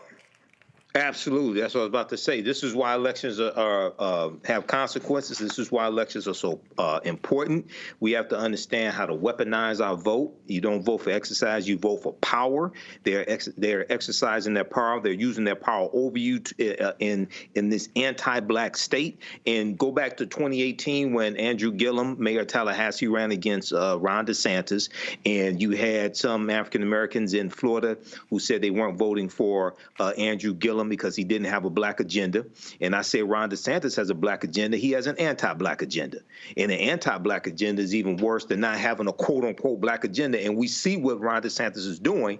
And then also, remember, we talked about the story of Andrew Bain in Florida, who replaced Monique Worrell, and then Andrew Bain, if I remember correctly, Roland, then he got rid of Monique Worrell's executive assistant.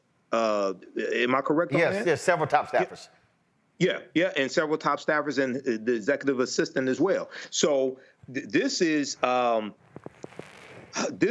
deep, deep history dealing with Florida, former Confederate state. And this is why you have to vote these people out of office who continually do things to harm you. This was a progressive prosecutor here, Monique Worrell, and we have seen backlash coming from governors, coming from Trump's Department of Justice against progressive prosecutors that citizens voted for to be more fair in their prosecutions. Indeed, indeed. All right, y'all, we come back. Let's talk about the most corrupt Supreme Court justice we have seen in a very long time. Wait till I show y'all how much money Clarence Thomas has accepted in gifts from rich conservative benefactors. You will not believe it. I'll be right back. On a next, A Balanced Life with me, Dr. Jackie. Being of service to others is one of the greatest callings in life. But being there for someone else in their time of crisis is a whole new level, and you have to bring courage, commitment, and strength. On our next show, we meet two real-life angels who were thrust in the midst of caregiving and without warning.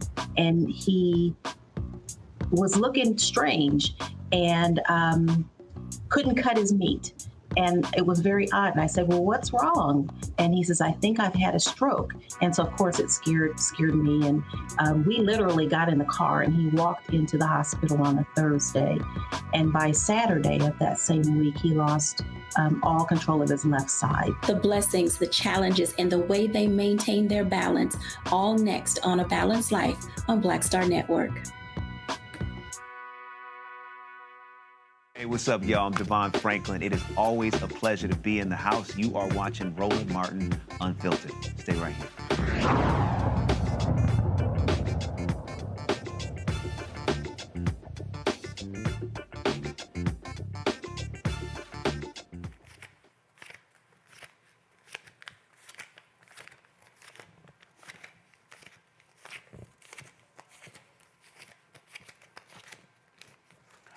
Trying to see how much money I have on hand that could buy Clarence Thomas. If y'all want to know how much it costs to rent a Negro, Clarence has made it perfectly clear. There's a group, y'all, out there that actually looked at the campaign disclosure forms, and they broke all of this stuff down, and it's called Fix the Court. And so what's interesting about this, and when I say y'all, they broke it down, check this out. They compiled all of the gifts, some 672 gifts given to Supreme Court justices over the last 20 years. Anthony, go to my iPad. A total of 672 gifts totaling $6.5 million. Y'all see that first column? That's Clarence Thomas. Clarence Thomas has accepted $4 million of the $6.5 million. Y'all, look at the other justices. Scalia, Alito, Stevens, Ginsburg, Roberts, Kennedy, O'Connor, Sotomayor, Breyer, Rehnquist, Jackson, Gorsuch, Kagan, Barrett, Souter, Kavanaugh. Clarence Thomas has accepted more money than all of them combined. Combined. He's taken double what everybody else has gotten. This man, can we just say, Clarence Thomas, hello, rent a Negro. Rent a justice. I need everybody to understand. This man right here is bought and paid for. Bought and paid for. He actually wants us to believe that, he's impartial to decisions when he is accepting free gifts and travel. Then after they dropped the report, my bad. I read the language wrong. I didn't realize I was supposed to cite some of the stuff my wife was given. My bad. Yes, sorry about that. Then he updated his form today, acknowledging more trips that the billionaire Harlan Crow has given him. This is a tweet right here.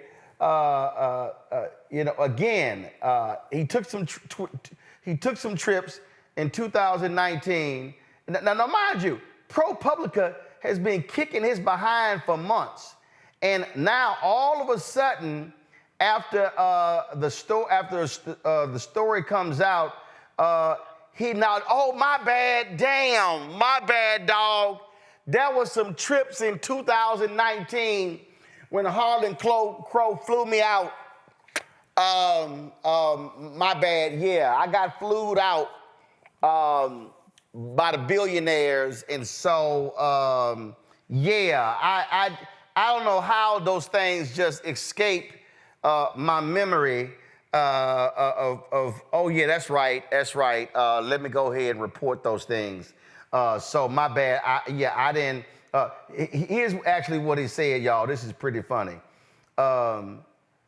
2011, Justice Thomas didn't disclose wife's income due to a misunderstanding of the filing instructions.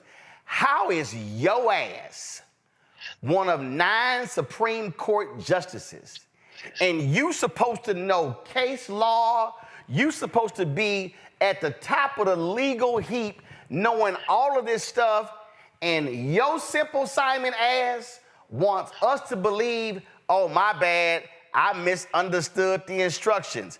We ain't talking about plugging in a toaster. No, he wants us to believe, I didn't realize I was supposed to list my wife's income on my financial disclosure form. Y'all know my wife, Miss Daisy, the one who was trying to overthrow the government, who's a crazy right-winger. So check this out. 2023, Thomas, quote, going back, inadvertently failed to realize a real estate deal need to be disclosed.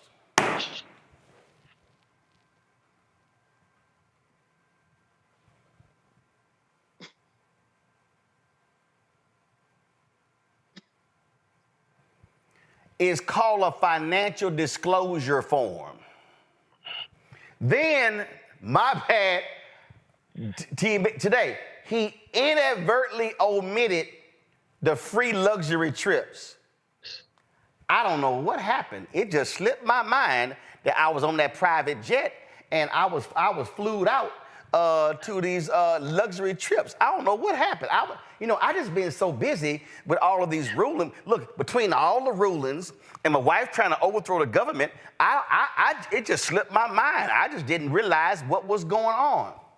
Matt, this is the most corrupt Supreme Court justice. Abe Fortas got $160,000 from a rich friend and was forced to resign from the Supreme Court. Clarence, darling Nikki Thomas, has gotten $4 million in gifts, and we're supposed to believe he's impartial. There are a few terms that come to mind. The first is get it how you live. The second term is who gonna check me, boo? Because that's really the question here. The Supreme Court does what it wants, right? I mean, we've heard about the recent fights to even implement any kind of ethics. I'll give you an example. When I was an assistant DA, I would never let anybody pay for my lunch. Because under the Texas rules, even though I could accept that, I never wanted there to ever be a question about impartiality, and I never wanted to be accused of accepting a gift. It is crazy. It is downright corrupt. It is Tammany Hall tactics, frankly, that a Supreme Court justice would continue to take all of these gifts and then lie about it. Oh, I didn't realize I couldn't do that.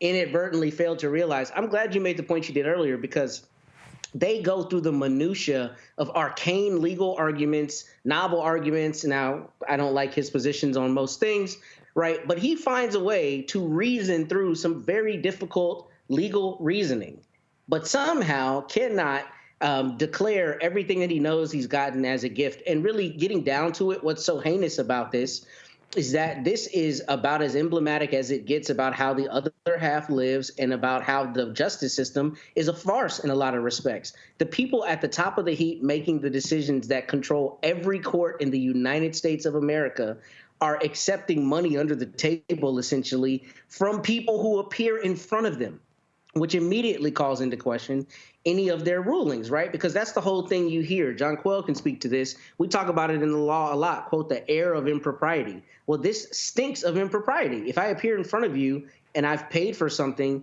that you have not declared, and ultimately I've given you that gift and you rule in my favor, then the question is, did you really reason in the way you thought was appropriate, or did you reason to hook the homies up? This is really telling of a huge institutional issue. And I mean, in reading and preparing for the segment, I saw that Justice Jackson and others have received Beyonce tickets and other kinds of things. And look, I like the idea that ideologically we know where she lies, but none of them should accept gifts. Right. Because their rulings are immediately called into question. Right.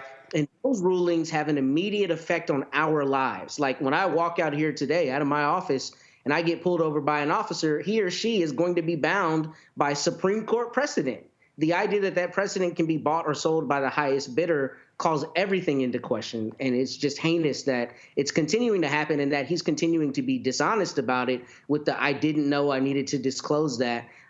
Usually judges do the opposite, and they go very hard in trying to be transparent about things because they don't want to be called to the carpet on this. But with the Supreme Court, since there's nobody above them, they've had no onus to do that. There is no way in hell, John Quayle, that the Supreme Court can govern themselves. No, that's gone. That whole, well, you know what, over the years, this is how it's been done. No, you cannot be an equal branch of government with the judiciary and the executive and you self-govern. I'm sorry. You have standards in Congress. You've got standards in the executive branch. There's got to be standards here when it comes to the federal judiciary. And in fact, here's what's crazy.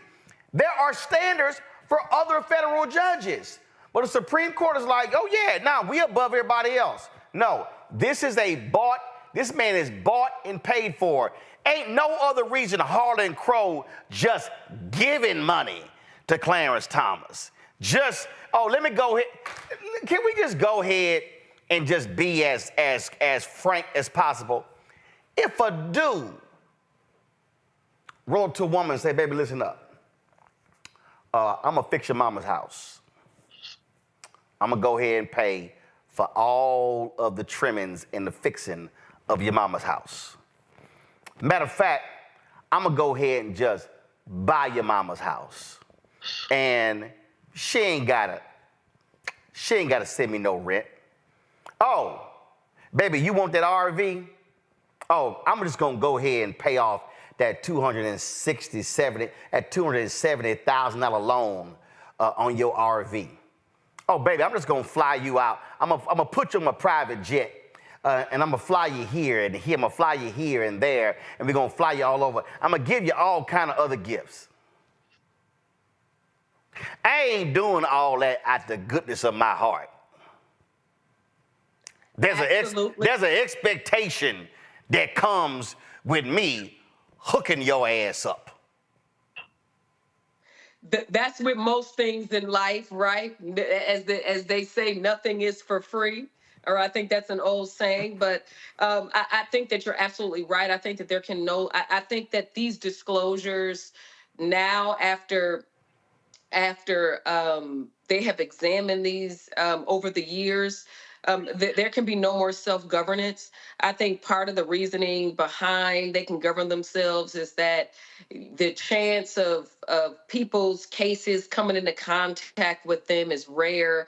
But at this juncture, when you've accepted that amount of gifts, there's no way that you don't have any conflicts with the cases that have come before the court.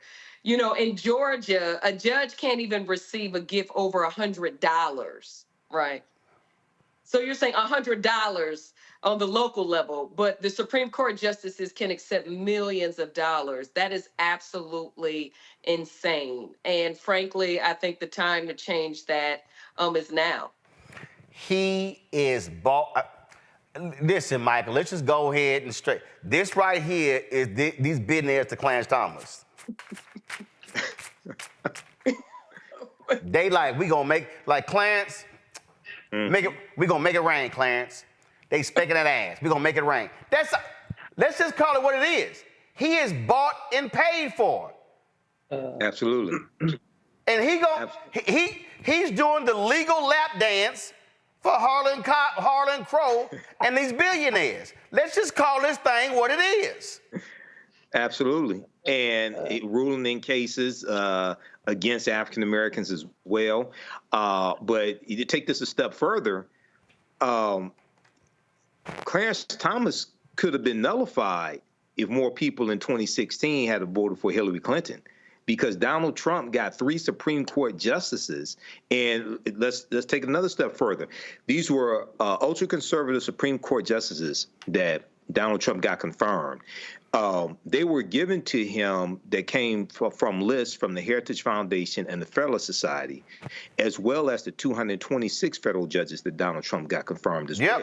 So people, a lot of times, we don't connect the dots in how we got here, right? If Hillary Clinton had become president, she would have gotten 3 Supreme Court justices, so it would be 5-4. Liberal Supreme Court as opposed to 6-3 conservative Supreme Court. And the Supreme Court justices and federal judges are one of the lasting effects of a presidency. Clarence Thomas was nominated. Clarence Thomas was appointed by. But listen, I get all of that. I get all that history. Forget all that history. This man is making legal decisions that has a direct impact on the billionaires who's giving him free trips. Period. Yeah. That's what's happening right now. Right now. Right. This man Chief Justice John Roberts should be far more aggressive in holding this man accountable. And frankly, Roberts has been silent. He is allowing his court to be corrupted. It's corrupted by Clarence Thomas. It's corrupted by Sam Alito, period. Well, Roberts and Alito, they served in the Reagan administration. They served in the... Yeah, but I'm talking about right now. Right now, they are making decisions today that's impacting it's impacting these billionaires. There's no way around it. And this whole, there's no direct case. No. We ain't buying that. We ain't buying it. It's corruption, but that's why they were put there in the first place. Yeah, but it's corrupt. But this is where Senator Dick Durbin of the Senate Judiciary Committee needs to be a lot more aggressive, and he's been far too passive allowing these things to happen. 20 seconds, I got to go to break. That's what I was coming to. New York Times, there's an article from today, June 7th. Senate Democrats face escalating calls for broader investigation into High Court. Well, they need to hurry the hell up because they too damn slow and they too passive on this whole thing. Got to go to a break real quick. We come back. Education Matters on Roland Martin Unfiltered on the Black Star Network.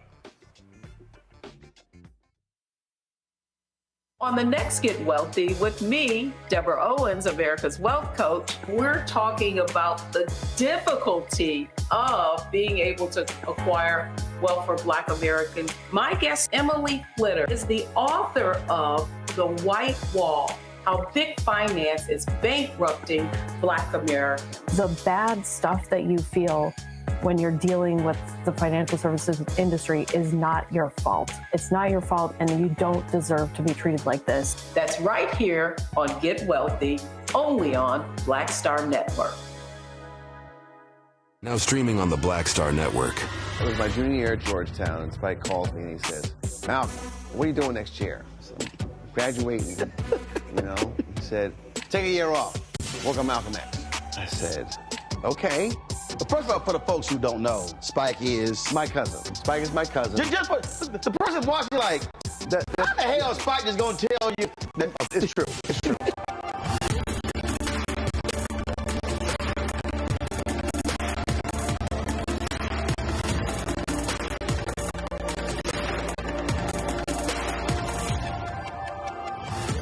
Hey, what's up? It's Sammy Roman. Hey, it's John Murray, the executive producer of the new Sherry Shepherd Talk Show. It's me, Sherry Shepherd, and you know what you're watching, Roland Martin Unfiltered.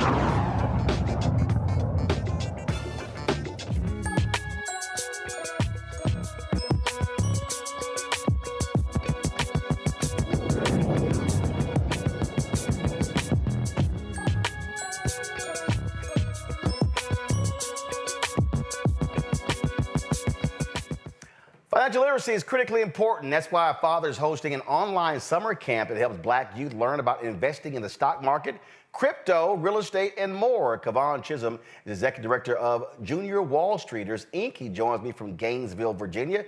Kavon, glad to have you here. And so what kicked this idea off? Thank you for having me. This is our 5th year in a row of doing this. So we started just because we wanted to have a positive impact on our community. And it starts, I believe, that it starts with being financially educated. So we're happy to offer the 3 different types of camps, and all of these camps are in line with our mission of trying to address the racial wealth gap that we are experiencing here in the United States. Was there anything in particular that caused you to say, you know what, we got to get this thing started now? So my full-time job, I'm an attorney, and I wanted to do something that I was passionate about, and it just I wanted to just start to share some of the knowledge that I had, and at the time my son was 11 years old, so but what kicked it off is that I was I still am a part of an investment club, a family investment club. We've been in existence for 21 years, and I wanted to share that knowledge about with others, the benefits and the success story that we've had by investing together as a family.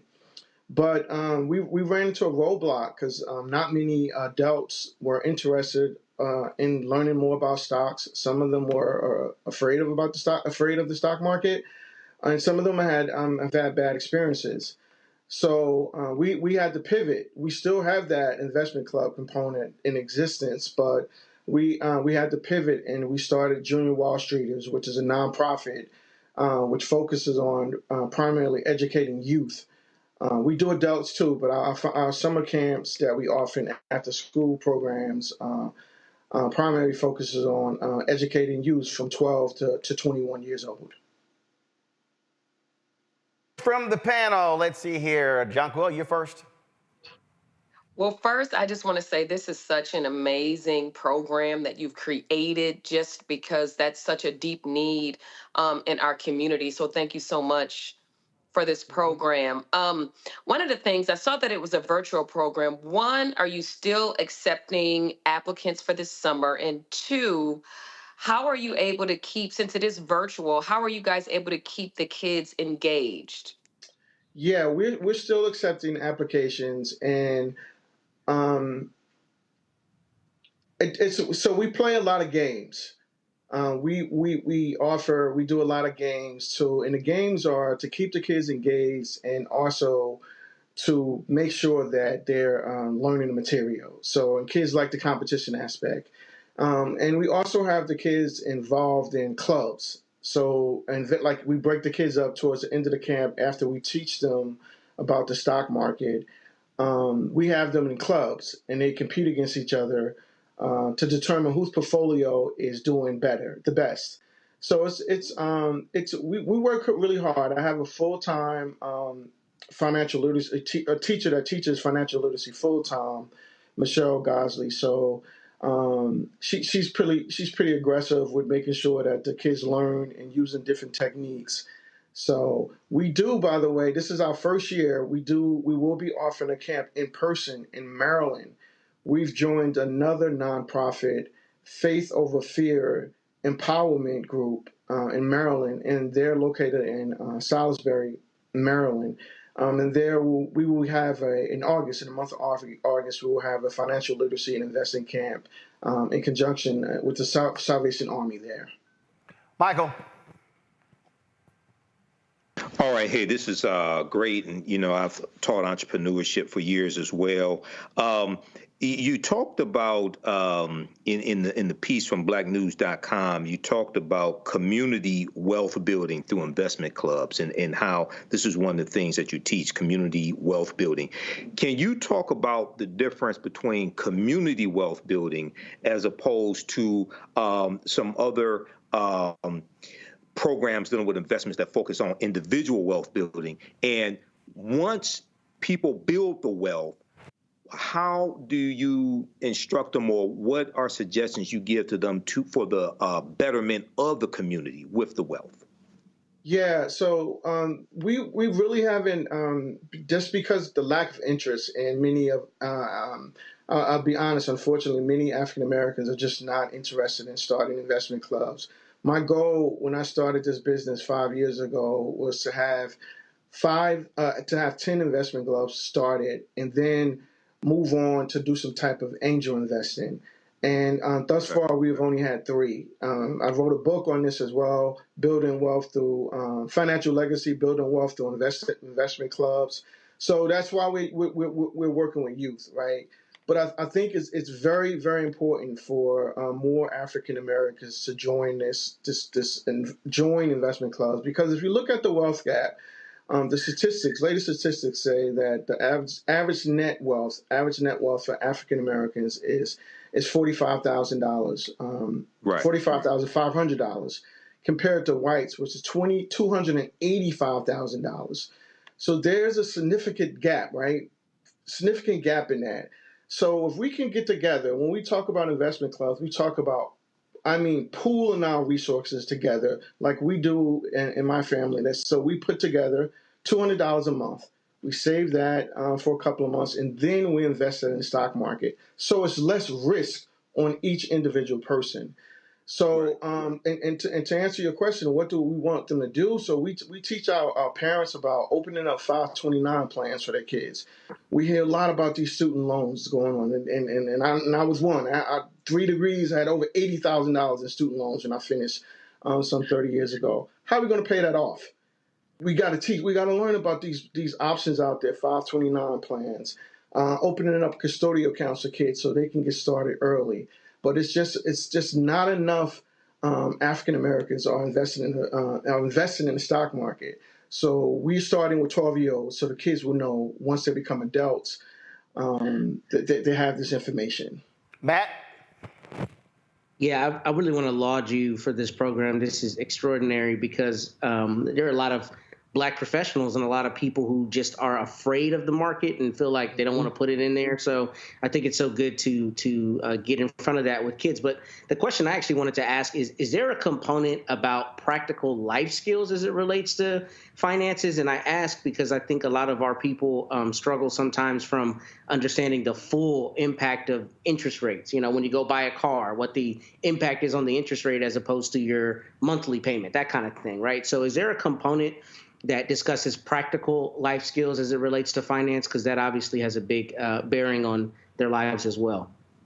Yeah, this program is really based on my life as a whole, as growing up in Newark, New Jersey, living with my mom, a single parent, being evicted a couple times, having our lights turned off, and just living through that, right? Going to college, having 3 credit cards, my first 3 months in college, having bad credit. So so far as the practical knowledge, what we do, 2 things, right? Our summer camps, after the kids go through our summer camps, we have an alumni program, and we meet with the kids free of charge to come back once a month. We go over the materials and introduce materials that we couldn't cover. And one of the new things that we're offering this year, in 2 weeks actually, my wife is a social worker, so I kind of convinced her to go get a financial literacy certification. I didn't even know they had this degree out there. But now we're going to be offering workshops for parents, encouraging parents to come to the workshops so they can learn how to talk to their kids about money. Because I'm thinking about my life, my experience, right? What if my mom would have sat down with me and said, you know what, Kevon, we're going to get evicted because I couldn't pay the bills, whatever the reasons were. What my understanding of money now, or as I was going through this process, would be better now, right? So we're trying all different avenues and trying to be applicable as possible. And I use my real life experience. Like every November, my credit card company, my credit union, when we teach up kids about credit unions, because not enough of us have credit union accounts, which we know most of the time when you buy a car, you can get the lowest credit rating from a credit union, right? Interest rate. So I get this offer from my credit union every year. Do not pay your car bill in December. No, free. And I presented that to the kids. Is this a good offer? And believe it or not, some of the kids thought it was a good offer. But then we taught them, no, that's not a good offer because they're still charging me interest rates. So we definitely do try to make sure they understand why this knowledge that they're obtaining needs to be reinforced and used as often as possible.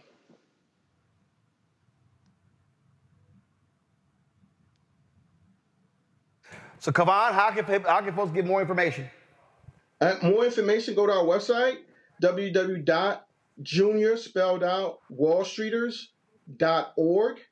And we do have limited amount of scholarships for campers. I just want to encourage you, our application is right on the website. If you do get awarded a scholarship, please attend the camp for the full 2 weeks.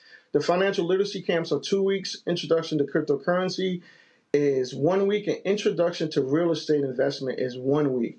And we are also still looking for sponsors to sponsor the kids that are unable to attend the camp, because we believe regardless of your parents' financial situation, you deserve a financial education. So anyone is willing to sponsor a camper, you can do that as well from looking at our going to our website. All right. juniorwallstreeters.org.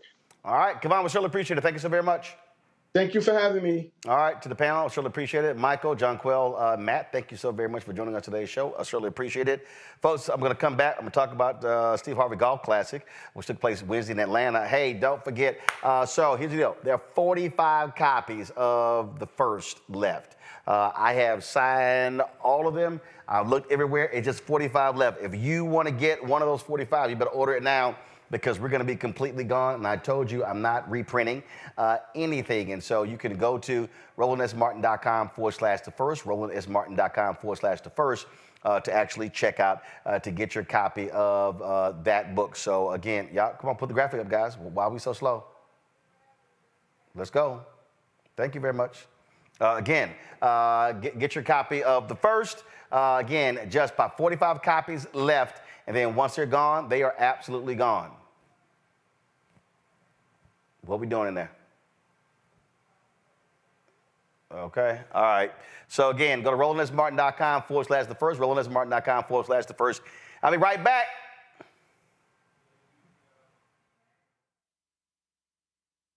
When you talk about blackness and what happens in black culture, We're about covering these things that matter to us, speaking to our issues and concerns. This is a genuine people-powered movement. There's a lot of stuff that we're not getting. You get it, and you spread the word. We wish to plead our own cause. Too long have others spoken for us. We cannot tell our own story if we can't pay for it. This is about covering us. Invest in Black-owned media. Your dollars matter. We don't have to keep asking them to cover our stuff. So please support us in what we do, folks. We want to hit 2,000 people, $50 this month, raise $100,000. We're behind 100,000, so we want to hit that. Y'all money makes this possible. Checks and money orders go to P.O. Box 57196, Washington, D.C. 20037-0196. The Cash App is $RM Unfiltered. PayPal is R Martin Unfiltered. Venmo is RM Unfiltered.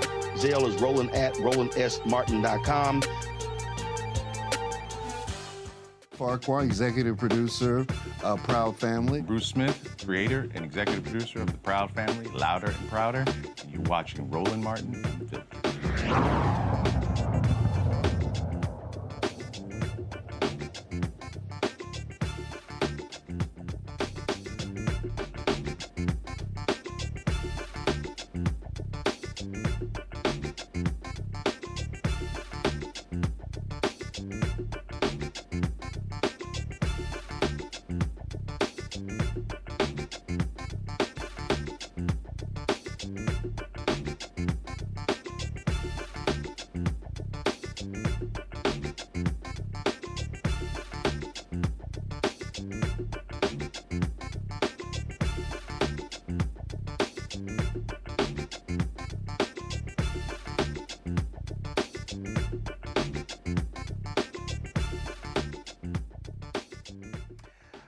All right, y'all, Wednesday, I was at in Atlanta, the Steve Harvey Charity Golf Classic, so we had an absolute fabulous time, all the players out there.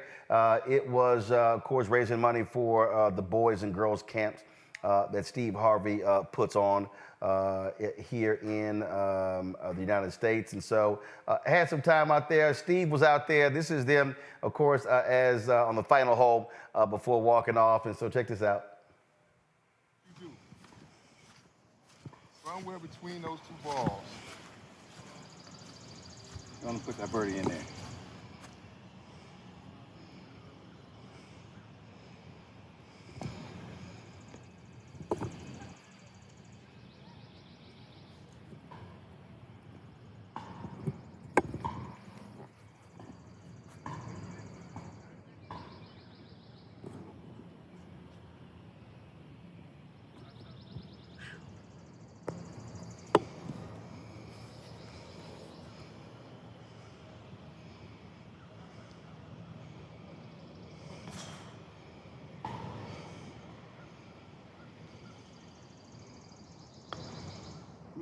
Come on, get there, get there. Put it between it. Yeah. You put it between. Gentlemen.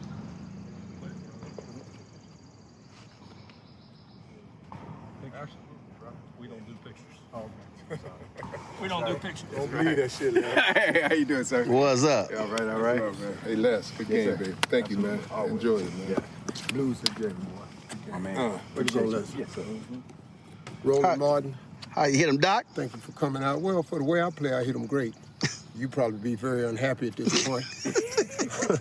But I have lowered my expectations to the point where I can have a great time playing golf. I'm a much better fisherman, but ain't no fish out here.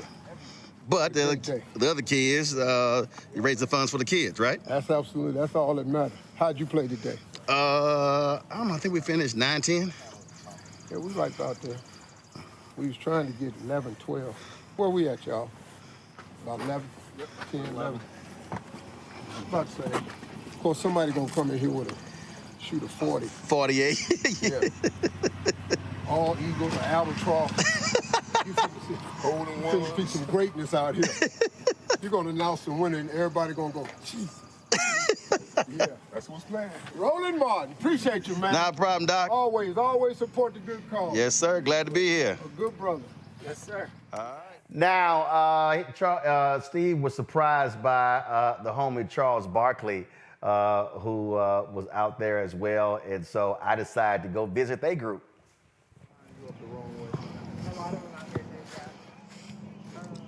Y'all need me to hit the shot?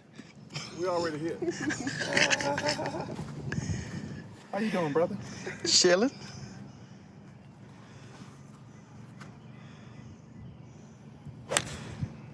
See? Same place.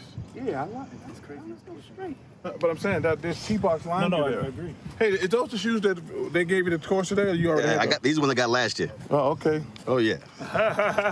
Golf shoes and you can wear them off the course. You know this dude Elvis, your nemesis is here, Elvis. He whooping on you. Can't get in yours? How you hitting them, Hall of Famer? Not bad. 15 under right now. Oh, okay, not bad. You know. You heard that, didn't you, Roland? Not bad. So who's actually carrying this team? This is the best player in the group. We have a lot of good teamwork Well, going no, on. I'm sorry. He's the best player. We have a lot of good teamwork going on. You lying? You We're about don't. to go inside and get this dub, and that's that on that. Oh, you. Oh, My y'all nickname go. is Handicap. Y'all, huh? My nickname is Handicap. That's not for your golf game. They call you handicap, not for your golf game. How you swinging it, Chuck? I'm playing well, man. Hey, man, he hit some good shots, man. I'm proud I came out. He hit some Yes. bangers. All right, Yes, then. sir. Hit some bangers. Got to keep his feet on the ground, though. He keep jumping still. Well, shit, that's what he's supposed to do. He used to. And rebound, damn it. Yeah, but he used to that. Come on now. Tell him about it. Everybody. But our true one getting ready to put one on the green up there. Okay. She gets to play from the ladies' team, see? Oh, I know. She's from Houston. Yes. Oh, yeah. Oh, that's right. She play at Texas Southern. Come on now. Okay. Come on now. Okay. Yeah. Houston, we're ready for you. We got your cameraman here for you.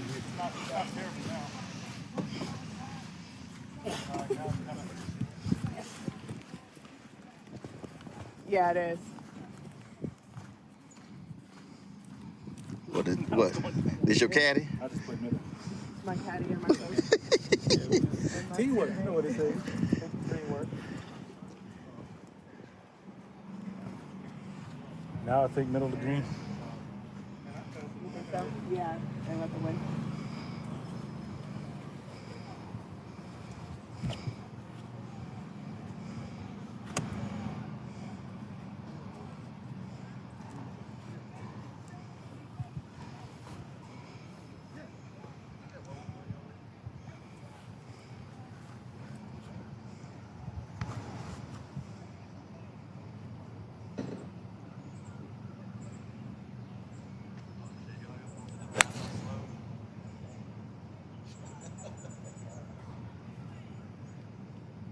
There we go. Go ahead in.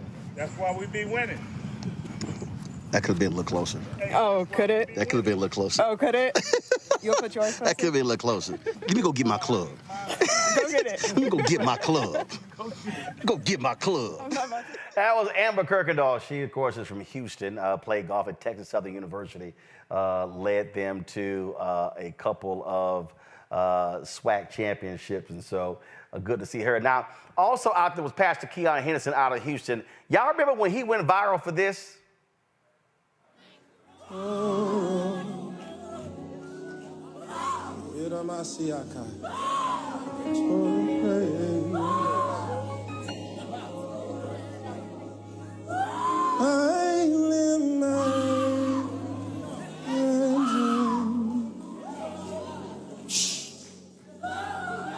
Hey.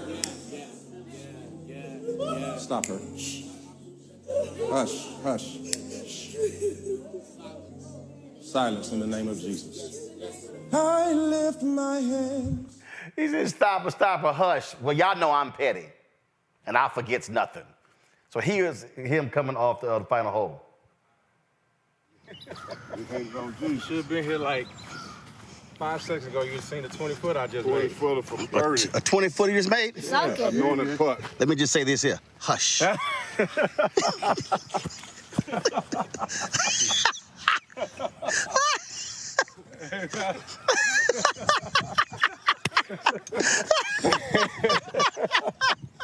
It's gonna be with me forever, man.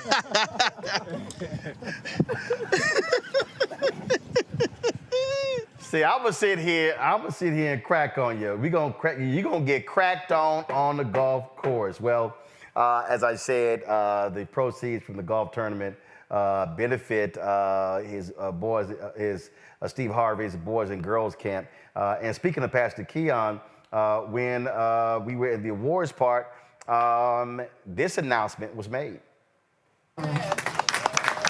Please stand to your feet.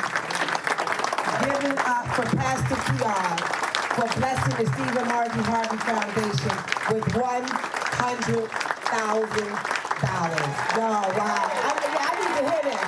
I need to hear it. Pastor Keon, thank you so much. God, thank you, thank you, thank you. You ain't got to hush. Anybody else want to speak? Again, a $100,000 donation, Pastor Keon, to the Steve and Marjorie Harvey Foundation. And finally, here's Steve talking about there was a group of young men from Chicago who came there who were involved in this program, and they spoke about the importance of the program. And so this was Steve right here. I really appreciate them young brothers coming up here from Chicago. Hey, man. When you all come to this camp, when you all give, look, man, it changes people's lives. You don't know, like the brother from 100 Men said, they be what they see. And when they see us, they become us. A young boy is going to be the man that he sees in front of him. We got to get them out of these conditions. All of you survived rough conditions, man. And we got to keep making it possible for these young kids to see something different. Grab them, snatch them up. I had a cat. Me and my wife was coming through customs about 8 years ago, and a guy came up to me, he said, Mr. Harvey, I want to talk to you. And he was sagging. I mean, his underwear was showing. So I said, you want to talk to me? He said, yeah. I said, man, pull your pants up, tuck your shirt in so I can talk to you. He said, oh, okay. He started stucking his shirt. I said, well, pull your belt, tighten your belt up so we can talk. He was just doing it because he wanted to talk to me. But I'm not talking to you, and you showing me your underwear. He said, so why I got to pull my pants up to talk to you? Because I said, I don't talk to men who are showing me their underwear. That's not the manly thing to do. You know what his problem was? It was a girl that worked in customs that he wanted to talk to. And he didn't have a father and a big brother. And he wanted to ask me, what could he say to talk to that girl? So I said, why don't you go up and introduce yourself? He said, should me like go up and say, what's up, shorty? I said, no, motherfucker, ask her. I'm sorry. I done got one too comfortable. As soon as it came out, I went, I said, no, man. I said, why don't you say, hey, excuse me, my name is Eric, or what's your name? I said, get to know her like that. I said, you probably need a haircut. You know, probably get a haircut and tuck your pants in because she look kind of fly and she don't really look like she'd do nothing with you. I ain't think nothing of it. I gave him my number. We talked a couple more times. I helped the young man get into school. That young man today is a manager at a Home Depot. Him and the girl is married with 2 kids. You know what I'm saying, man? It's just, all I did was take the time out to talk to him, to give him some direction, and that's what I need, man. I need organizations like 100 Men and you brothers. Look, it's hard for me to ask for money. I already know. You don't like giving rich people money. That's why I don't like to ask for it, because everybody I ask for money, why don't you just pay it yourself? Well, how much shit I got to buy?